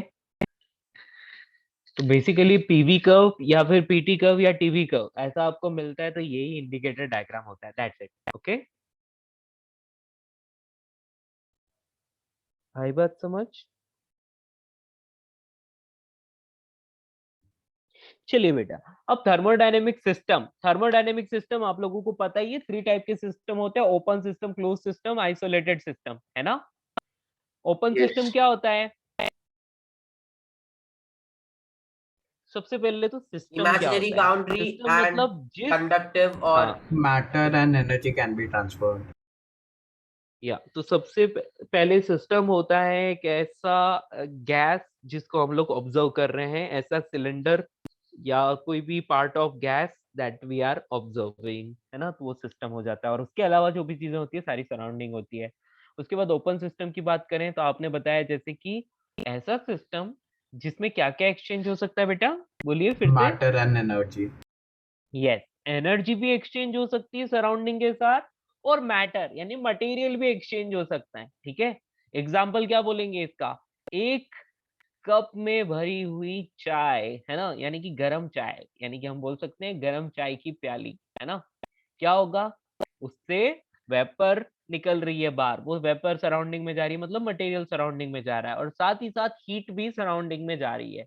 तो वो हो गया एक ओपन सिस्टम का एग्जांपल। नेक्स्ट क्लोज सिस्टम क्या होता है? एक चाय का कप है, लेकिन आपने उसको कवर कर दिया विद अ प्लेट, एक प्लेट से कवर कर दिया। तो प्लेट से कवर करने के बाद अब जो भी उसकी जो वेपर होगी वो बाहर नहीं निकल पाएगी, वो कप में ही रहेगी, है ना। लेकिन हीट तो ऑब्वियसली बाहर जाएगी ही जाएगी, थोड़ी सी देर में चाय ठंडी हो जाएगी। उसके बाद बात करते हैं इंसुलेटेड सिस्टम, मतलब एक थर्मस फ्लास्क में भरी हुई चाय। एक थर्मस फ्लास्क में यदि चाय भर दी तो बेटा वो बहुत देर तक, एक्चुअली आइडियल थर्मस तो बना नहीं सकते, लेकिन हम लोग जस्ट उसको कंसीडर कर लेते हैं कि हाँ ये फिर भी क्या करता है, मटेरियल को और हीट को दोनों को बाहर नहीं जाने देता। ठीक है, क्लियर। सडन वैक्यूम वाला जो तो ये थर्मस है तो किस ओपन, क्या बेटा? मतलब कौन सा टाइप का रहेगा? बेटा लास्ट इज इंसुलेटेड। देखो ओपन सिस्टम हो गया, क्लोज्ड हो गया, और वी कैन से आइसोलेटेड या फिर इंसुलेटेड सिस्टम हम लोग बोल सकते हैं। ठीक है, तो ये आप लिखवाओगे? उनको लिखने की जरूरत नहीं है, no need to write. Chemistry में लिखा होगा, नहीं भी यस। लिखा है तो भी यहाँ लिखने की जरूरत नहीं है। ठीक है, are you getting? No need to yes. Right here. हमें हमें बस हमें ये चीज हमेशा याद रहेगी, है ना। समझ पा रहे हो? केमिस्ट्री में यस। लिखा था क्या, पहले ये बता दो। केमिस्ट्री के थर्मोडायनेमिक्स में सर लाइक फील नहीं आ रहा था, लाइक समझ आ रहा था लेकिन फिर भी लाइक बहुत ऊपर ऊपर से बता रहे थे। ओके ओके ओके, कोई दिक्कत नहीं। क्या आप इसको लिखा लिखना था चाहते सर, हो, ओपन सिस्टम क्लोज सिस्टम? लिखा था हाँ सर जी, केमिस्ट्री में। लिखा था सर। लिखा था ना। तो ओके गुड। हाँ बेटा बोलिए। ठीक है, तो आपने लिखा था तो कोई दिक्कत नहीं है ना, तो इसको लिखने की जरूरत नहीं है, क्योंकि हम लोग इसको मतलब जरूरत ही नहीं पड़ती, ये चीज हमारी लैंग्वेज में ही आ जाती है, तो ऑटोमेटिकली वो अंडरस्टूड हो जाता है। ठीक है, चलिए सबसे पहले लिखते हैं लॉज ऑफ थर्मोडायनेमिक्स में सबसे पहला zeroth law of thermodynamics. Okay, zeroth law. Zeroth law हमने फर्स्ट लॉ से पढ़ा स्टार्ट किया था। हाँ हाँ बिल्कुल बेटा, ये क्या है, ये हाँ तो कॉमन सेंस वाली जीरोथ बात है, लॉ ठीक है ना। फिजिक्स लेकिन के बेटा ये नेक्स्ट। जीरोथ लॉ है। हाँ, जीरोथ लॉ ऑफ थर्मोडायनेमिक्स ये केमिस्ट्री में भी होता है, लेकिन हो सकता है कि आपको नहीं पढ़ाया हो, क्योंकि ये हाँ कॉमन सर। सेंस है। ठीक है ना। लास्ट में बोल दिया था सर ये बकवास का लॉ है, तो ये है लॉ, इसको इसका कोई यूज यस नहीं है। बेटा, यस बेटा, मैं वही बोल रहा हूँ कि ये कॉमन सेंस है, इसलिए जस्ट कॉमन सेंस वाली बात है, इसलिए इसको स्किप कर देते हैं लोग, बताते ही नहीं है, जरूरत नहीं है ना। देखिए, लेकिन मैं तो बता रहा हूँ। ओके, मैं यहाँ पर क्या कर रहा हूँ, मैं 3 सिस्टम्स को ले रहा हूँ। ठीक है, सो यहाँ पर मैंने कंप्लीटली इंसुलेटेड वॉल्स ले ली, पूरी तरह से इंसुलेटेड है, यानी कि सराउंडिंग से इनको कोई लेना देना नहीं है, ना तो सराउंडिंग से हीट एक्सचेंज करेंगे और ना ही मटेरियल। ठीक है, अब ये जो एक कंप्लीट मैंने लिया है, इसकी मैं 3 पार्ट्स कर रहा हूँ। सबसे पहले मैं क्या करता हूँ, यहाँ पर तो एक जैसी ऊपर वॉल है ना, वैसी ही नॉन कंडक्टिंग वॉल लगा ली, लेकिन यहाँ पर एक सिंगल लेयर वाली वॉल है, मतलब समझ लो कि ये कंडक्टिंग वॉल है। ठीक है, यहाँ पर है सिस्टम नंबर ए, यहाँ पर है सिस्टम नंबर बी, और यहाँ पर है सिस्टम नंबर सी। यहाँ 3 सिस्टम्स हो गए, ए बी एंड सी। ठीक है, अब बेटा एक बात याद रखना कि ये सारे क्लोज, 3 सेपरेट क्लोज सिस्टम है। ए पूरा सेपरेट एक सिस्टम है, बी एक सेपरेट सिस्टम है, और थर्ड सी भी एक सेपरेट सिस्टम है। ठीक है, बी और सी के बीच में, बी और सी जो है वो आपस में बिल्कुल भी हीट एक्सचेंज नहीं करते हैं, वो आपस में हीट एक्सचेंज नहीं करते हैं। ठीक है, तो आपको ये बोल दिया कि जो बी है ना वो ए के साथ थर्मल इक्विलिब्रियम में है, और सी जो है वो भी ए के साथ थर्मल इक्विलिब्रियम में है, तो ऑब्वियसली बी और सी भी तो थर्मल इक्विलिब्रियम में होंगे। थर्मल इक्विलिब्रियम का मतलब क्या होता है, यदि दो सिस्टम्स का टेम्परेचर सेम है तो वो थर्मल इक्विलिब्रियम में होंगे। Are you getting? बात समझ में आई? Yes sir. या तो बेटा सिंपल, यदि ए और सी का टेम्परेचर सेम है और वो बोल रहे हैं कि बी और ए का भी टेम्परेचर सेम है ना, ए सी का सेम है और ए बी का भी सेम है, तो ऑब्वियसली बी और सी का भी तो सेम होगा। तो ये कॉमन सेंस वाली बात है। ठीक है, समझ पाए? Yes. Yes sir. Yes sir. बेटा ये एक नॉन बार कंडक्टिंग रिपीट कर वॉल सकते होते हैं हैं। क्या? हाँ जी बेटा बिल्कुल, मैं नोट करवा रहा हूँ, है ना, उसी से आपको आ जाएगा। चलिए, तो बेटा लिख लीजिए यहाँ पर, if two systems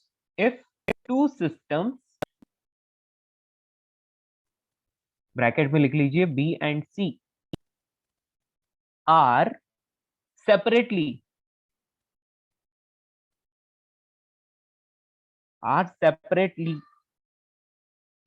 in thermal equilibrium, in thermal equilibrium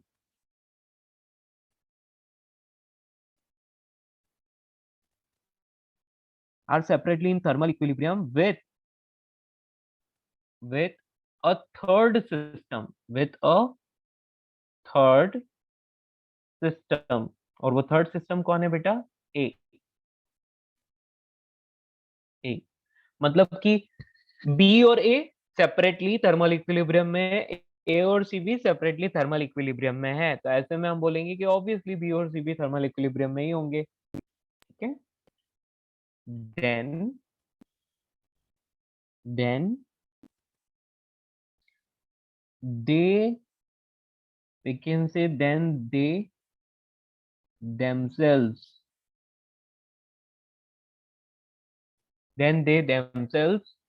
they them मतलब कौन कौन? B and C are in thermal equilibrium. ठीक है, thermal equilibrium with each other.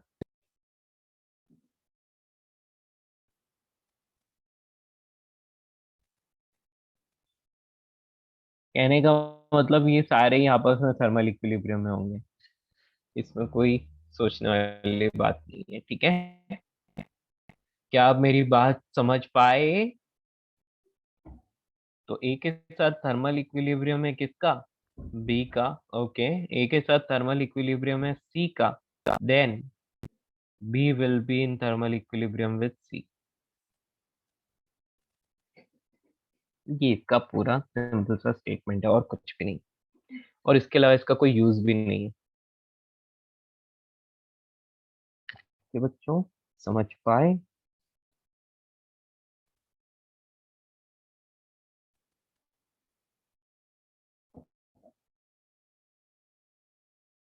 Sir thermal ये इक्विलिब्रियम तो हो मतलब गया जीरोथ लॉ। हाँ बेटा, हाँ थर्मल इक्विलिब्रियम को भी मैं लिखवा लेता हूँ, ठीक है ना, आप चाहो तो यहाँ ब्रैकेट नो में लिख low heat thermal transfer. Equilibrium.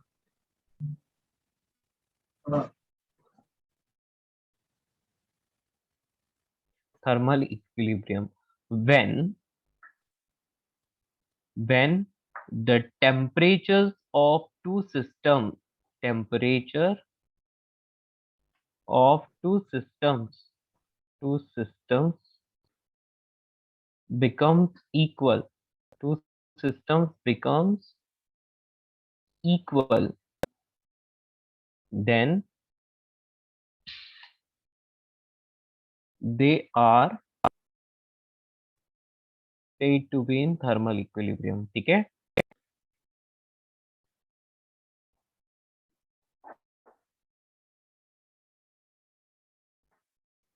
मतलब टू सिस्टम्स हैं वो आपस में, मतलब उन दोनों का यदि टेम्परेचर यदि हम लोग ऑब्जर्व करते हैं तो बेटा दोनों का टेम्परेचर इक्वल हो जाता है। यदि दोनों का टेम्परेचर इक्वल हो जाता है तो ऐसी कंडीशन में वो थर्मल इक्विलिब्रियम में माने जाते हैं। ठीक है, यस यानी कि उसके बाद सिस्टम का टेम्परेचर चेंज नहीं होगा, वो उसी टेम्परेचर पर आएंगे दोनों पर। ठीक है, जब तक कि एक्सटर्नली कोई हीट ऐड ना की जाए। ओवर,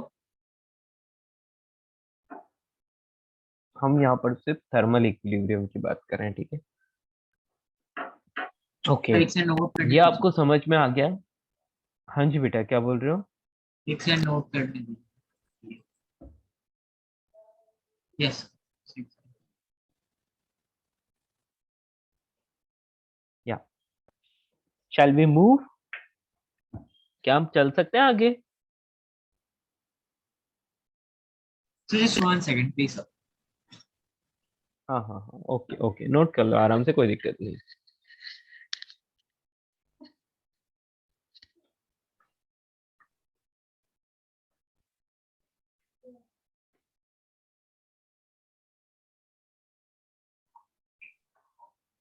सो मतलब ए और अगर बी और सी के बीच में हीट ट्रांसफर नहीं है तो हाँ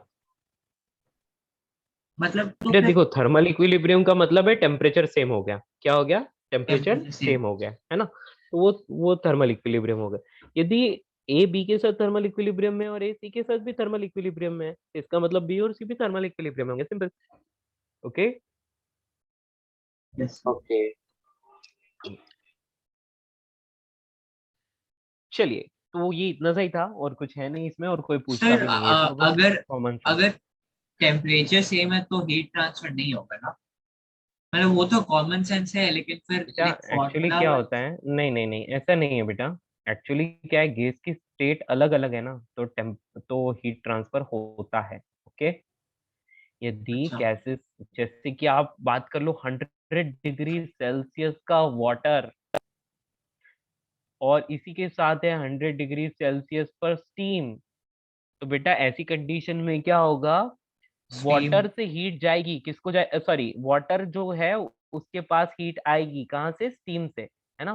तो स्टीम हीट रिलीज करेगा और वाटर को देता जाएगा, लेकिन इनका टेम्परेचर कांस्टेंट ही रहेगा, टेम्परेचर सेम रहेगा। समझ में आया? तो यस। टेम्परेचर 100 डिग्री सेल्सियस रहेगा, लेकिन हीट एक्सचेंज यहाँ पर हो रहा है, स्टीम से हीट कंटिन्यूअसली वाटर में आती जा रही है। ठीक है? सर हाँ बेटा बोलिए। सर लेकिन फिर ऐसा भी हो सकता है ना सर कि अगर 100 डिग्री सेल्सियस ऑफ वाटर ही दोनों साइड है तो भी मतलब हीट ट्रांसफर होगा, जस्ट दैट कि एक साइड से जितना हीट आ रहा है उतना ही हीट दूसरे साइड से भी आएगा। हाँ बस दूसरी, यस बेटा बिल्कुल वैसा ही होगा, हाँ जी बिल्कुल सही है। ठीक है ना? चलिए, सो मतलब तो एक आगे साइड बढ़ते से आ हैं। रहा है मतलब। अरे इसका कहने का मतलब ये है बेटा, 100 डिग्री सेल्सियस का वाटर ले लिया जैसे, और यहाँ पर भी 100 डिग्री सेल्सियस का वाटर ले लिया, तो बेटा ये वाला सिस्टम इसको हीट दे रहा है, तो वापिस इस वाले से एब्जॉर्ब भी कर रहा है, और अपना एनर्जी लेना देना बराबर चल रहा है यहाँ पर। ठीक है ना? आ रही बात समझ? ये स्टीम के तो केस में नहीं वैसे होता है ना सर?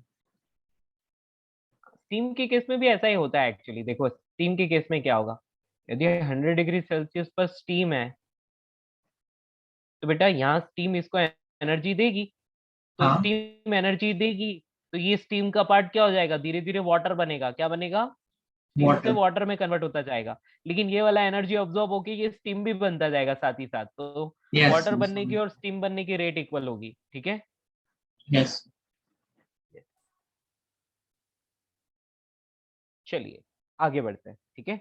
तो जल्दी से मैं यहाँ पर, बेटा सब समझ में आएगा। ठीक है? मैं कैलोरीमेट्री ले लूंगा, तो आपको मतलब इसके बाद कैलोरीमेट्री पढ़ेंगे तो उसमें आपको समझ में आ जाएगी बाकी की चीजें। ठीक है?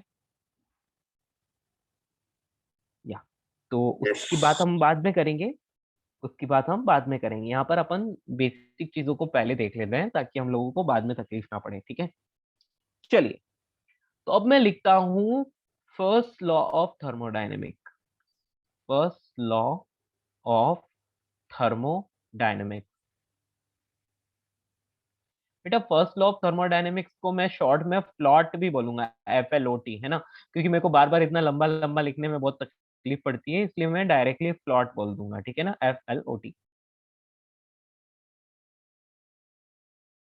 तो फर्स्ट लॉ ऑफ थर्मोडायनेमिक्स, बेटा फर्स्ट लॉ ऑफ थर्मोडायनेमिक्स क्या होता है बोलो? केमिस्ट्री में क्या था? केमिस्ट्री में क्या था बेटा Energy first law of can neither be thermodynamics? created nor be destroyed. It can only be converted from one form to another. Or internal energy is equal to work plus heat. या बिल्कुल। तो हम लोग बेटा उसी तरह से, लेकिन देखो वहां और यहाँ डिफरेंस क्या रहता है, वहां पर ना हम work done on the gas या फिर वर्क डन बाय सराउंडिंग लेते हैं, लेकिन यहाँ पर हम वर्क डन बाय गैस लेते हैं। क्या लेते हैं? टर्मिनोलॉजी का फर्क है, बाकी सब वैसे ही है। ठीक है? तो मैं इसको एक बार लिख देता हूँ, तो आपको और भी अच्छे से समझ में आएगा। ठीक है ना? फिर मैं डिस्कस करूंगा इसको। ओके?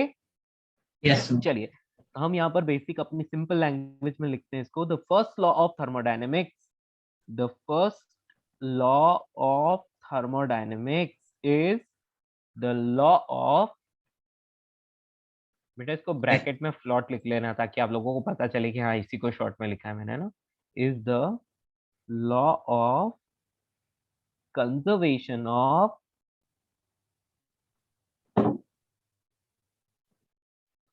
एनर्जी. मतलब ये law of conservation of energy पर बेस्ड है. टोटल एनर्जी जो है सिस्टम की वो क्या रहती है, कंजर्व रहती है. ठीक है, ये यही बोलना चाहता है. तो it states that if sir law of conservation of energy physics में कंप्लीटली ट्रू नहीं है ना?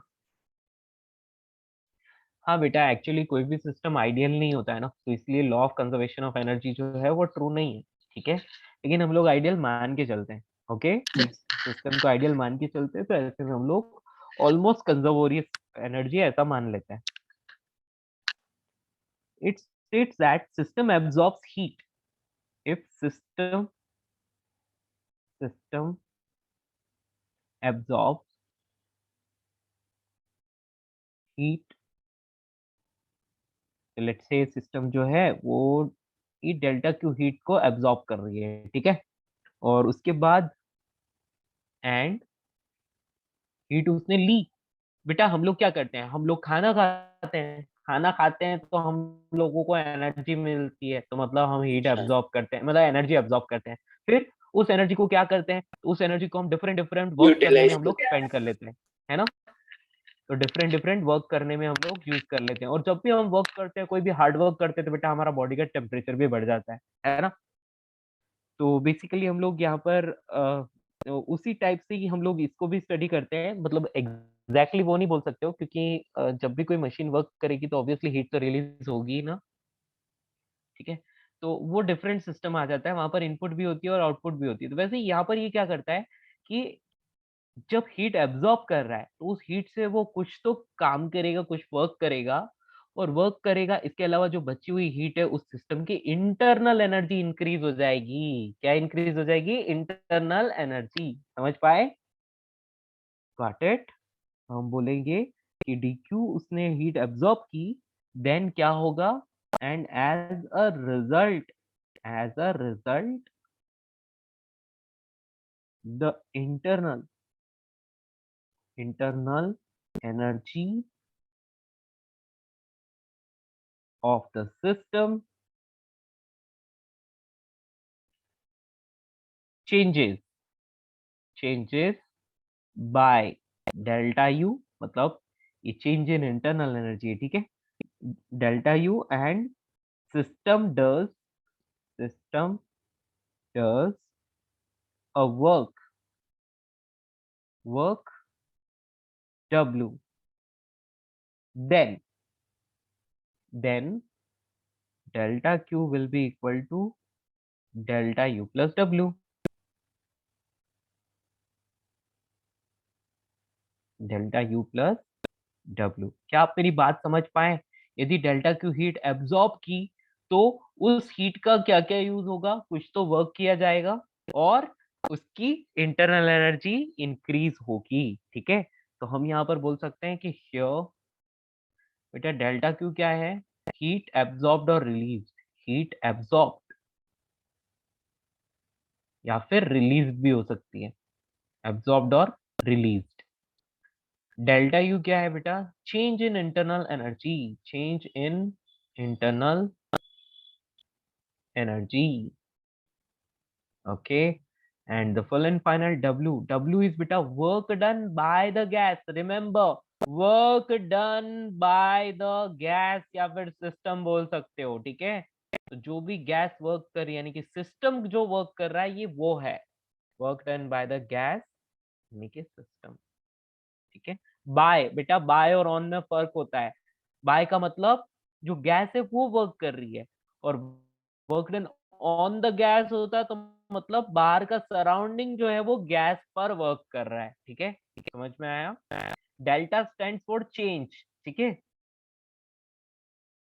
और क्यू क्यू मतलब क्या होता है, हीट. Got it.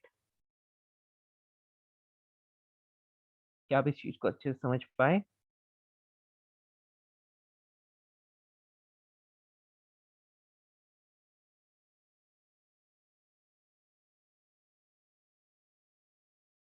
तो एक्सेल लिखने का टाइम कीजिए। हाँ जी बेटा बिल्कुल, आप नोट कीजिए अच्छे से इसको।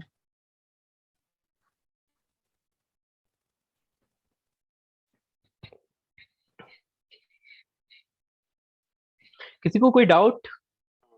नहीं। तो ये फॉर्मूला एक बार एक्सप्लेन कर सकते हैं क्या? हाँ जी बेटा सिंपल ना, कोई गैस है ठीक है, हाँ एक सिस्टम है मेरे पास। अब वो सिस्टम क्या कर रहा है, मैं बाहर से ना उसको हीट दे रहा हूँ, मतलब मैं नीचे से उसको हीट दे रहा हूँ। मैंने उसको डेल्टा क्यू हीट दे दी। अब वो उस हीट का क्या क्या यूज करेगा, तो बेटा वो जो उस हीट का क्या क्या यूज कर सकता है वो ना, वो ऑटोमेटिकली जिस भी सिलेंडर में भरा हुआ है उसमें लेट से एक पिस्टन लगा हुआ है, तो वो उस पिस्टन को धक्का देके दूर खिसका लेता है। यानी कि वो वर्क करता है, यानी कि गैस क्या कर रही है, गैस वर्क कर रही है, वॉल्यूम को कंप्रेस हो एक्सपेंड रही है। कर दिया है ना। तो नहीं नहीं एक्सपैंड हो रही है बेटा, गैस ने अच्छा। पिस्टन को धक्का दे दिया ना, हाँ। क्योंकि आपने हीट दी।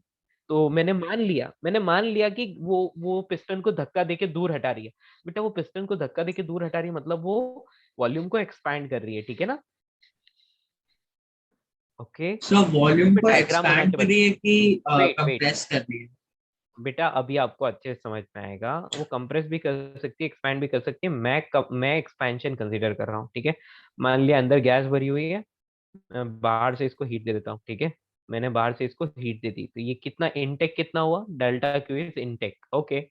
इससे क्या हुआ, यहाँ पर जो भी गैस थी तो बेटा उसकी पूरी की क्या हो गई, उसको जैसे ही उसका टेम्परेचर बढ़ने लगा तो उसकी काइनेटिक एनर्जी इंक्रीज हो गई, तो मतलब उसकी इंटरनल एनर्जी जो है वो इंक्रीज हो जाएगी। तो यू में जो चेंज आएगा उसको डेल्टा यू बोल लेंगे, सर यानी हमने कि डेल्टा क्यू क्यों लिया, हमने एब्सोल्यूट वैल्यू क्यों नहीं लिया हीट का? बेटा आप उसको क्यों भी लिख सकते हो, आप उसको क्यों भी लिख सकते हो, ठीक है ना। अच्छा। हेलो बेटा, आप यस सर। उसको क्यों लिख सकते हो, ठीक है ना। हम लोग रिप्रेजेंट ऐसे करते हैं, आप चाहो तो अकेला क्यों लिख लो, वो बिल्कुल सही है, कोई दिक्कत नहीं है, ठीक है।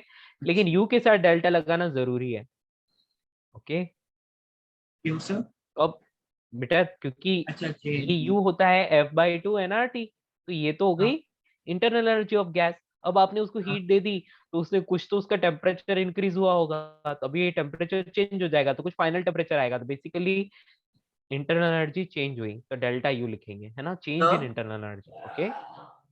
सर हीट दी तो उससे इंटरनल एनर्जी चेंज हुई, साथ ही साथ बेटा ये पिस्टन यहाँ से खिसक के ऊपर आ गया, मतलब यहाँ तक आ गया, तो बेटा इसका वॉल्यूम बढ़ गया ना, तो क्या हो गया, एक्सपेंशन हुआ ना, तो उस कंडीशन में कुछ वर्क भी हुआ यहाँ पर, ठीक है। यस बेटा क्या बोल रहे हो, बोलो। सर लेकिन फिर हमने केमिस्ट्री में एटलीस्ट पढ़ा था कि you internal energy can not be determined sir. बेटा ऐसा कुछ नहीं U है, cannot be determined, but delta U can be. या मतलब यू देखो कैन ऑल्सो अपन बी एक डिटरमाइंड। सिंपल सी बात बोल रहे हैं, सुनो सुनो सुनो। केमिस्ट्री और फिजिक्स में यही थोड़ा सा डिफरेंस है, ठीक है। वहां पर क्या है कि आप किसी गैस को यदि आप मतलब हीट दे रहे हो, तो आप ये थोड़ी ना बोल सकते हो कि उसका लाइक पर्टिकुलर उसकी इंटरनल एनर्जी उस वक्त कितनी है। बेटा आपके पास टेम्परेचर है तो आप इंटरनल एनर्जी फाइंड कर सकते हो, बट बेटा क्या है कि ये चीज हमेशा रिलेटिव होती है, इसलिए हम लोग उसको डिटरमाइन नहीं कर सकते, ठीक है ना। समझ में आ रहा है। लेकिन हमने फिजिक्स में क्या किया, हमने फिजिक्स में ना 0 केल्विन को रेफरेंस मान लिया, 0 केल्विन टेम्परेचर को रेफरेंस मान लिया, तो वहां पर इंटरनल एनर्जी 0 हो जाती है, यस। ठीक है। तो जैसे जैसे टेम्परेचर है उसके साथ आपको इंटरनल एनर्जी मिलती जाती है, ठीक है ना। तो इसलिए हम लोग सो यहाँ पर जो बात करते हैं, तो बेटा यहाँ पर चेंज इन इंटरनल एनर्जी की बात करते हैं, ठीक सर है। हम लोग कोई मिक्सचर का ये इंटरनल एनर्जी नहीं ना निकाल पाएंगे फिर, लाइक मिक्सचर एज एन बेटा की वो मतलब। अपन बाद में बात करेंगे, है ना। सुनो सुनो सुनो ठीक है। सुनो, बेटा हम मिक्सचर की भी इंटरनल एनर्जी निकाल सकते हैं, ठीक है। Yes sir. मिक्सचर की इंटरनल एनर्जी निकाल सकते हैं यदि वो नॉन रिएक्टिंग होगी, तो मिक्सचर नॉन रिएक्टिंग होना चाहिए। जैसे कि मोनोएटॉमिक और डायटॉमिक को आपने मिक्स कर दिया, तो 3/2 N1 RT1 प्लस 5/2 अच्छा। N2 RT2, वैसे ये दोनों यदि मिक्स हो गए तो लेट से टेम्परेचर दोनों का T हो गया इक्वल है, तो ऐसे लिख सकते हो फिर, ठीक है ना। Yes sir. Basically gas non reacting है तो अपन लिख सकते हैं, वरना नहीं। चलिए, ये समझ में आया आपको फर्स्ट लॉ ऑफ थर्मोडायनेमिक्स, कोई दिक्कत है इसमें।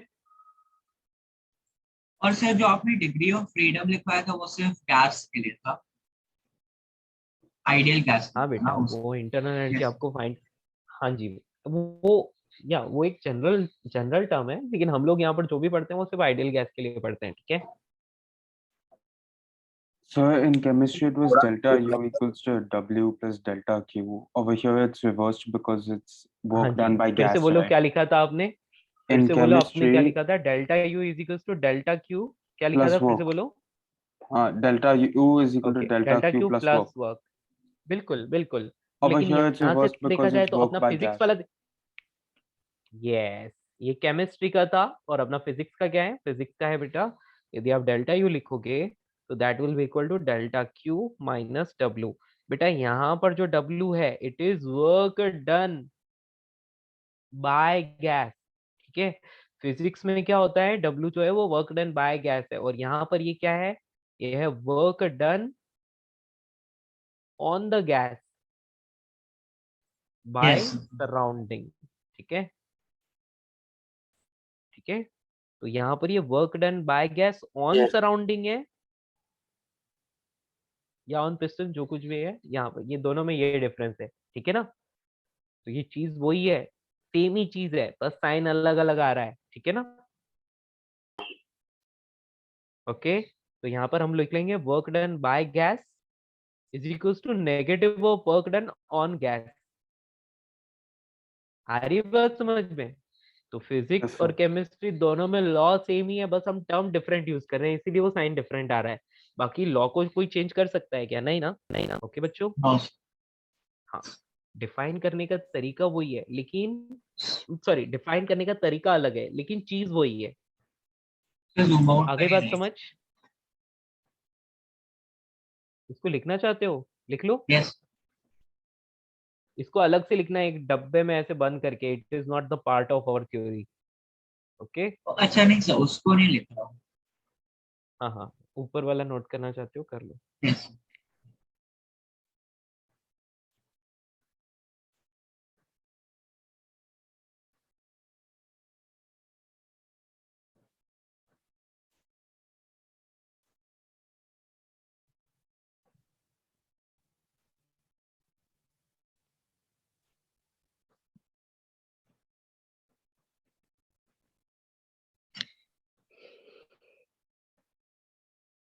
सर इधर हम लोग स्टेट फंक्शन ये सब नहीं पढ़ेंगे.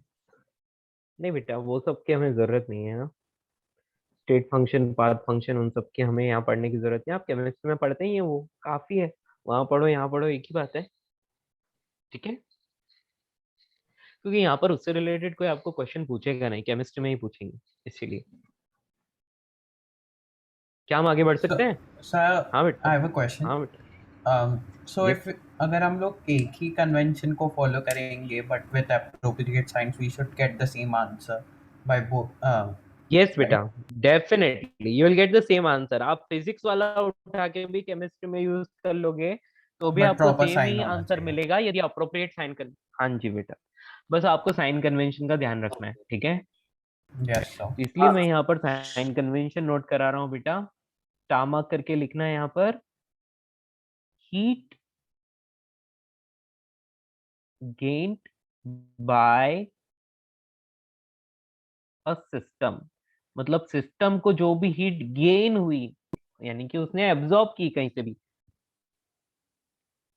इसके अलावा हम क्या लिख सकते हैं, अच्छा मैं इनको ऐसे कुछ, अच्छा रुको रुको रुको बेटा एक मिनट, हाँ हम इसको प्रॉपरली ले लेते हैं ना, तो आपको थोड़ा अच्छा लगेगा। साइन कन्वेंशन ऐसे लिख लो, sign convention, proper sign convention की बात करें तो सबसे पहला, यस, साइन कन्वेंशन की बात कर रहा हूं बेटा, तो हीट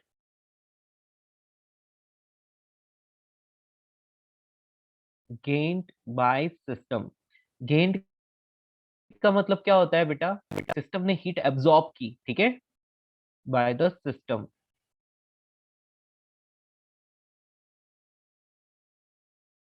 तो क्या होगा, डेल्टा क्यू की वैल्यू जो होगी वो पॉजिटिव होगी, ठीक है।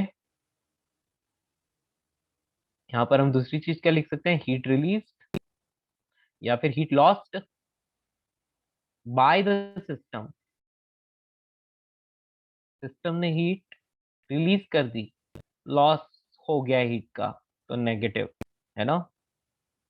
Number 3, work done, work done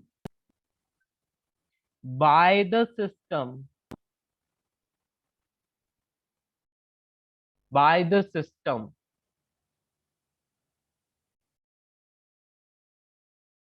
और यहाँ पर एक्सपेंशन लिख लेते हैं साथ ही साथ, है ना, एक्सपेंशन।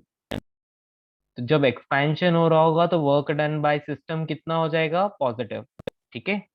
और कंप्रेशन में क्या लिखेंगे इसको, कंप्रेशन में यही चीज क्या हो जाएगी, नेगेटिव हो जाएगी। Are you getting? बेटा कंप्रेशन होगा तो ऑटोमेटिकली वर्क नेगेटिव, तो बेटा आपको इतना लिखने की जरूरत नहीं है, आप बस डायरेक्टली लिख लो कि ऐसा है, ठीक है, बाकी आप समझ जाओगे, है ना। Next, work done on the gas या ऑन द सिस्टम, सिस्टम मतलब गैस, है ना, तो वर्क डन आप लिखोगे नेगेटिव, ठीक है, समझ में आया। तो सिस्टम यदि वर्क कर रहा है तो पॉजिटिव, और सिस्टम पर यदि वर्क हो रहा है तो नेगेटिव। क्लियर? सर जैसे केमिस्ट्री में हम लोग वर्क डन से हम लोग बोलते थे कि लाइक वो गैस मॉलिक्यूल्स कितना ट्रैवल कर रहा है, लाइक वो गैस मॉलिक्यूल्स पे कितना वर्क हो रहा है, तो लाइक मतलब वो कुछ डिस्टेंस ट्रैवल नहीं नहीं, मैं वर्क को, अपना वर्क अलग है बेटा, अपना वर्क अलग है, अपना वर्क ऐसा है जो आप फील कर पाओगे, है ना, मतलब मैकेनिक्स से रिलेट कर पाओगे, ठीक है। Yes sir. यस, इतना आया समझ में। यस ये साइन कन्वेंशन याद रखना है आपको। हीट यदि सिस्टम में एंटर कर रही है, सिस्टम हीट गेन कर रहा है, सिस्टम हीट एब्जॉर्ब कर रहा है, सिस्टम हीट ले रहा है, तो डेल्टा क्यू पॉजिटिव आएगा, ठीक है।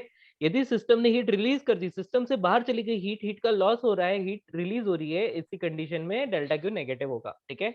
यदि work done by the system, यानी सिस्टम जो है वो वर्क कर रहा है और एक्सपेंशन भी हो रहा है, ऐसी कंडीशन में हम वर्क डन पॉजिटिव बोल देंगे। लेकिन यदि सिस्टम पर वर्क हो रहा है, कौन कर रहा होगा, ऑब्वियसली सराउंडिंग ही वर्क कर रहा होगा, ऐसे में वर्क डन नेगेटिव होगा, ठीक है, क्लियर। तो हम सर लोगों आज के को लिए ये साइन कन्वेंशन कहाँ यूज करने हैं।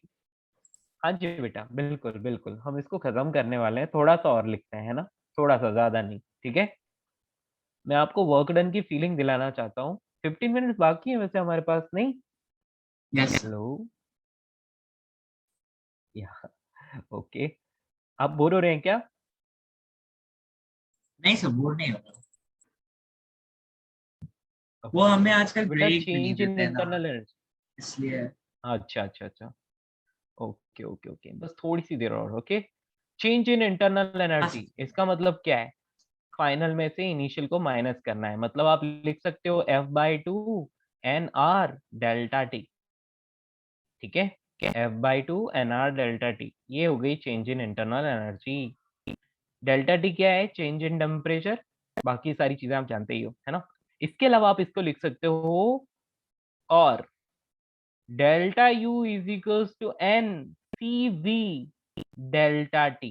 बेटा ये सीवी क्या होता है, इसके बारे में हम लिखेंगे अभी, है ना। ये केमिस्ट्री में देखा हुआ फॉर्मूला है ये सर। जो सीवी यस होता सर, है ना, हाँ, तो CV molar is heat equals to capacity. होता है F/2R, ठीक है, क्या होता है F/2R, F is degree of freedom, ठीक है, और इसको हम बोलते हैं मोलर स्पेसिफिक हीट, सर ये फॉर्मूला सर हीट, केमिस्ट्री में नहीं बताया था F/2R, बस बता दिया था कि CV। हाँ वो ओके, डिफरेंट गैसेस के लिए डिफरेंट। हाँ हाँ भाई। कोई बात नहीं, हम यहाँ पर डिटेल में पढ़ लिया अपन, है ना।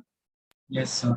बेटा सीवी क्या लिखोगे, सीवी इज F/2R, इसको बोलते हैं molar specific heat at constant volume.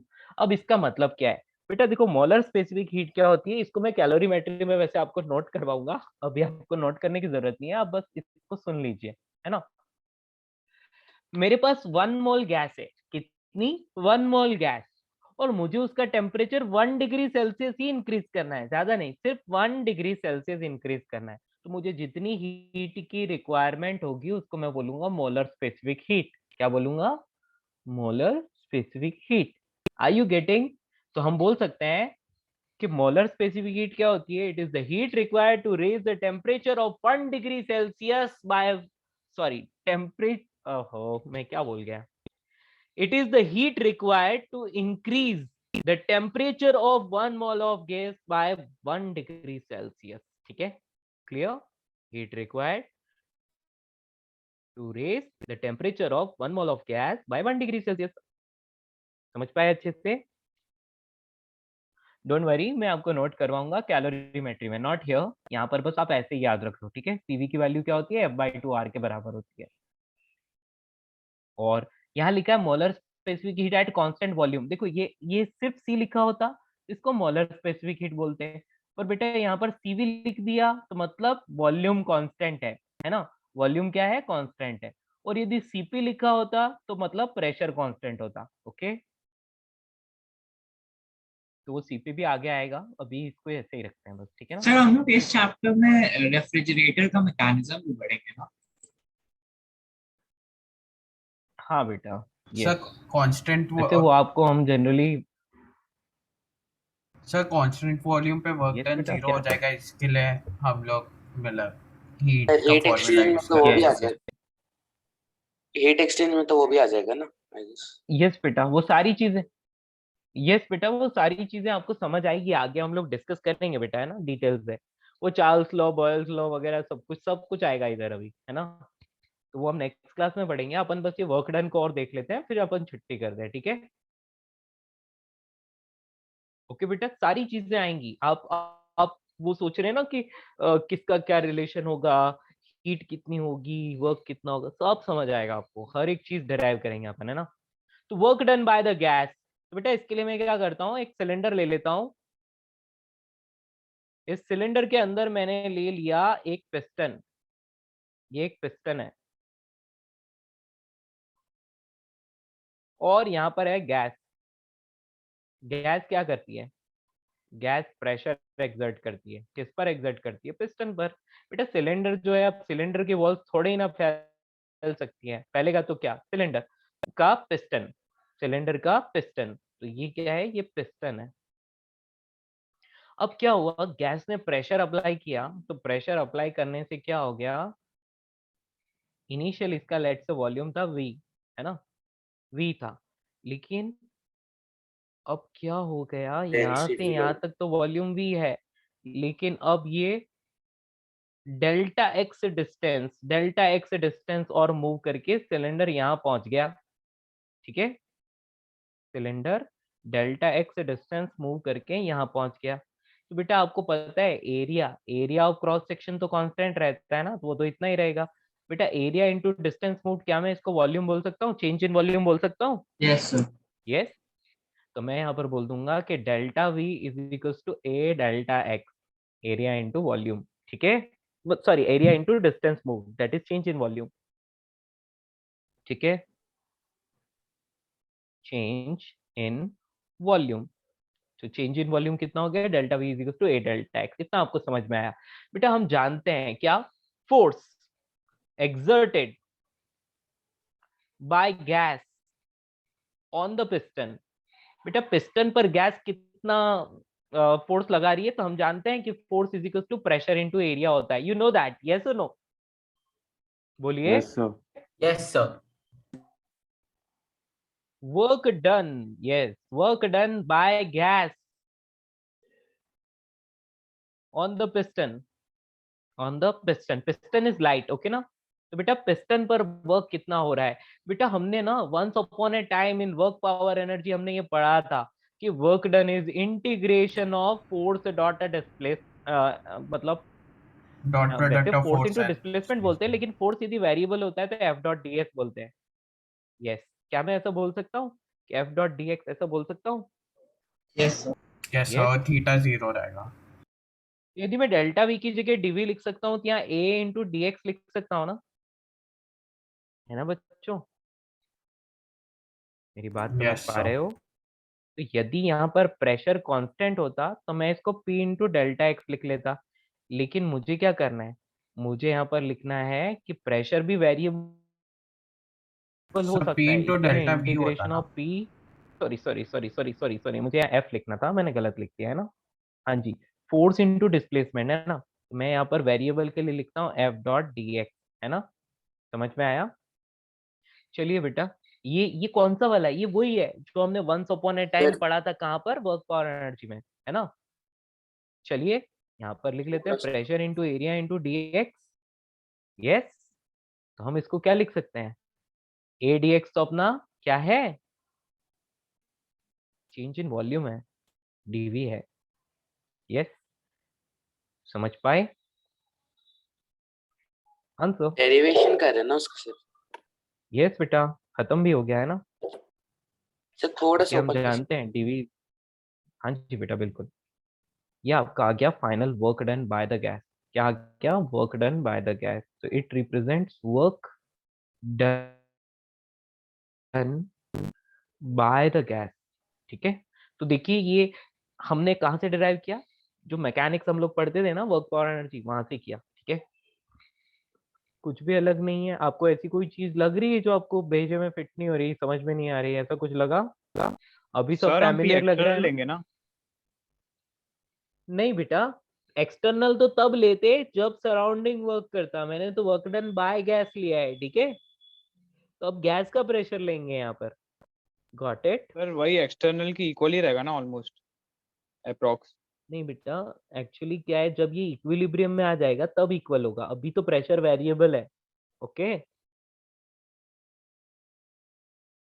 Hello, समझ पाए। हाँ यस सर। आपको एक्सटर्नल प्रेशर नहीं लेना है, this is P pressure of gas, P is pressure of gas, लिख लेना है यहाँ पर। सर बट केमिस्ट्री में लेते थे हम लोग पी गैस, सॉरी बी बेटा यहाँ एक्सटर्नल। पर लॉजिकली चलते ना बेटा, वहाँ पी एक्सटर्नल क्या है कि वो एक इक्विल मतलब वो एक बैलेंसिंग कंडीशन आ जाती है, कहने का मतलब उसके बाद पिस्टन जो है वो मूव करना बंद कर देता है। ठीक है, समझ में आया। तो जब पिस्टन मूव करना बंद कर देता है तो आप बोल दोगे कि अंदर का प्रेशर और बाहर का प्रेशर इक्वल हो जाता है। ठीक है, समझ पाए। ओके। यहाँ पर हम वैसा नहीं ले रहे हैं, आपको वर्क डन बाय गैस ही लेना है, क्योंकि केमिस्ट्री में आपको चीजें तो बता रखी है लेकिन उसके आसपास की बातें नहीं की हुई है, यानी कि प्रॉपर लॉजिक आपको नहीं बताया हुआ है, इसलिए हमेशा एक कंफ्यूजन बच्चों के माइंड में रह जाता है। यहाँ पर आपको सारी चीज विद लॉजिक मिल रही है प्रॉपरली, जो आपने वर्क पावर एनर्जी सीखा है वही मैं यहाँ यूज कर रहा हूँ, कुछ भी अलग यूज नहीं किया मैंने। ठीक है, क्योंकि मैंने गैस का प्रेशर लिया है इसलिए वर्क डन बाय गैस आया। ठीक है, मेरी बात समझ पाए। Yes sir. Yes.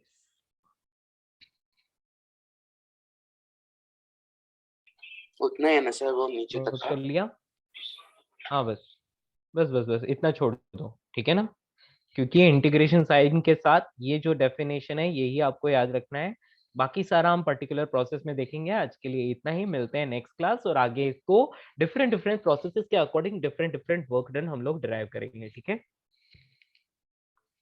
और thank first you law sir. Of thermodynamics को उनमें आप, या चलिए बाय बाय दोस्तों, मिलते हैं next class. Yes sir, thank you. या बच्चों सुनो, केटीजी से रिलेटेड अब सर थोड़ा क्वेश्चन जैसे मिलेंगे नहीं, एक्चुअली होमवर्क तो आपको, हाँ जूम आउट कर सकते हैं क्या?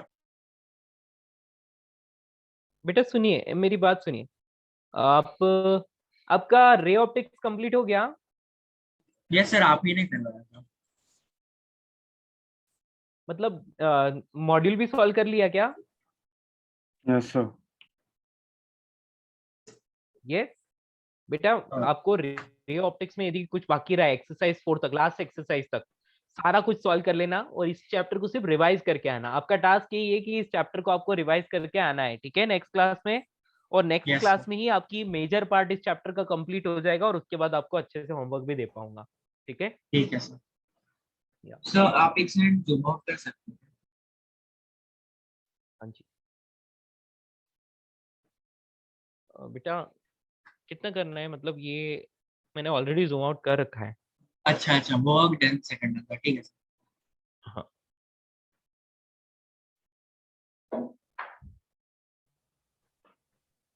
एक मिनट, मैं एक काम तो कर ही सकता हूँ। हाँ जी, यहाँ से आपको थोड़ा ज़्यादा दिखाई देगा, अभी ठीक है? Yes yes sir, yes.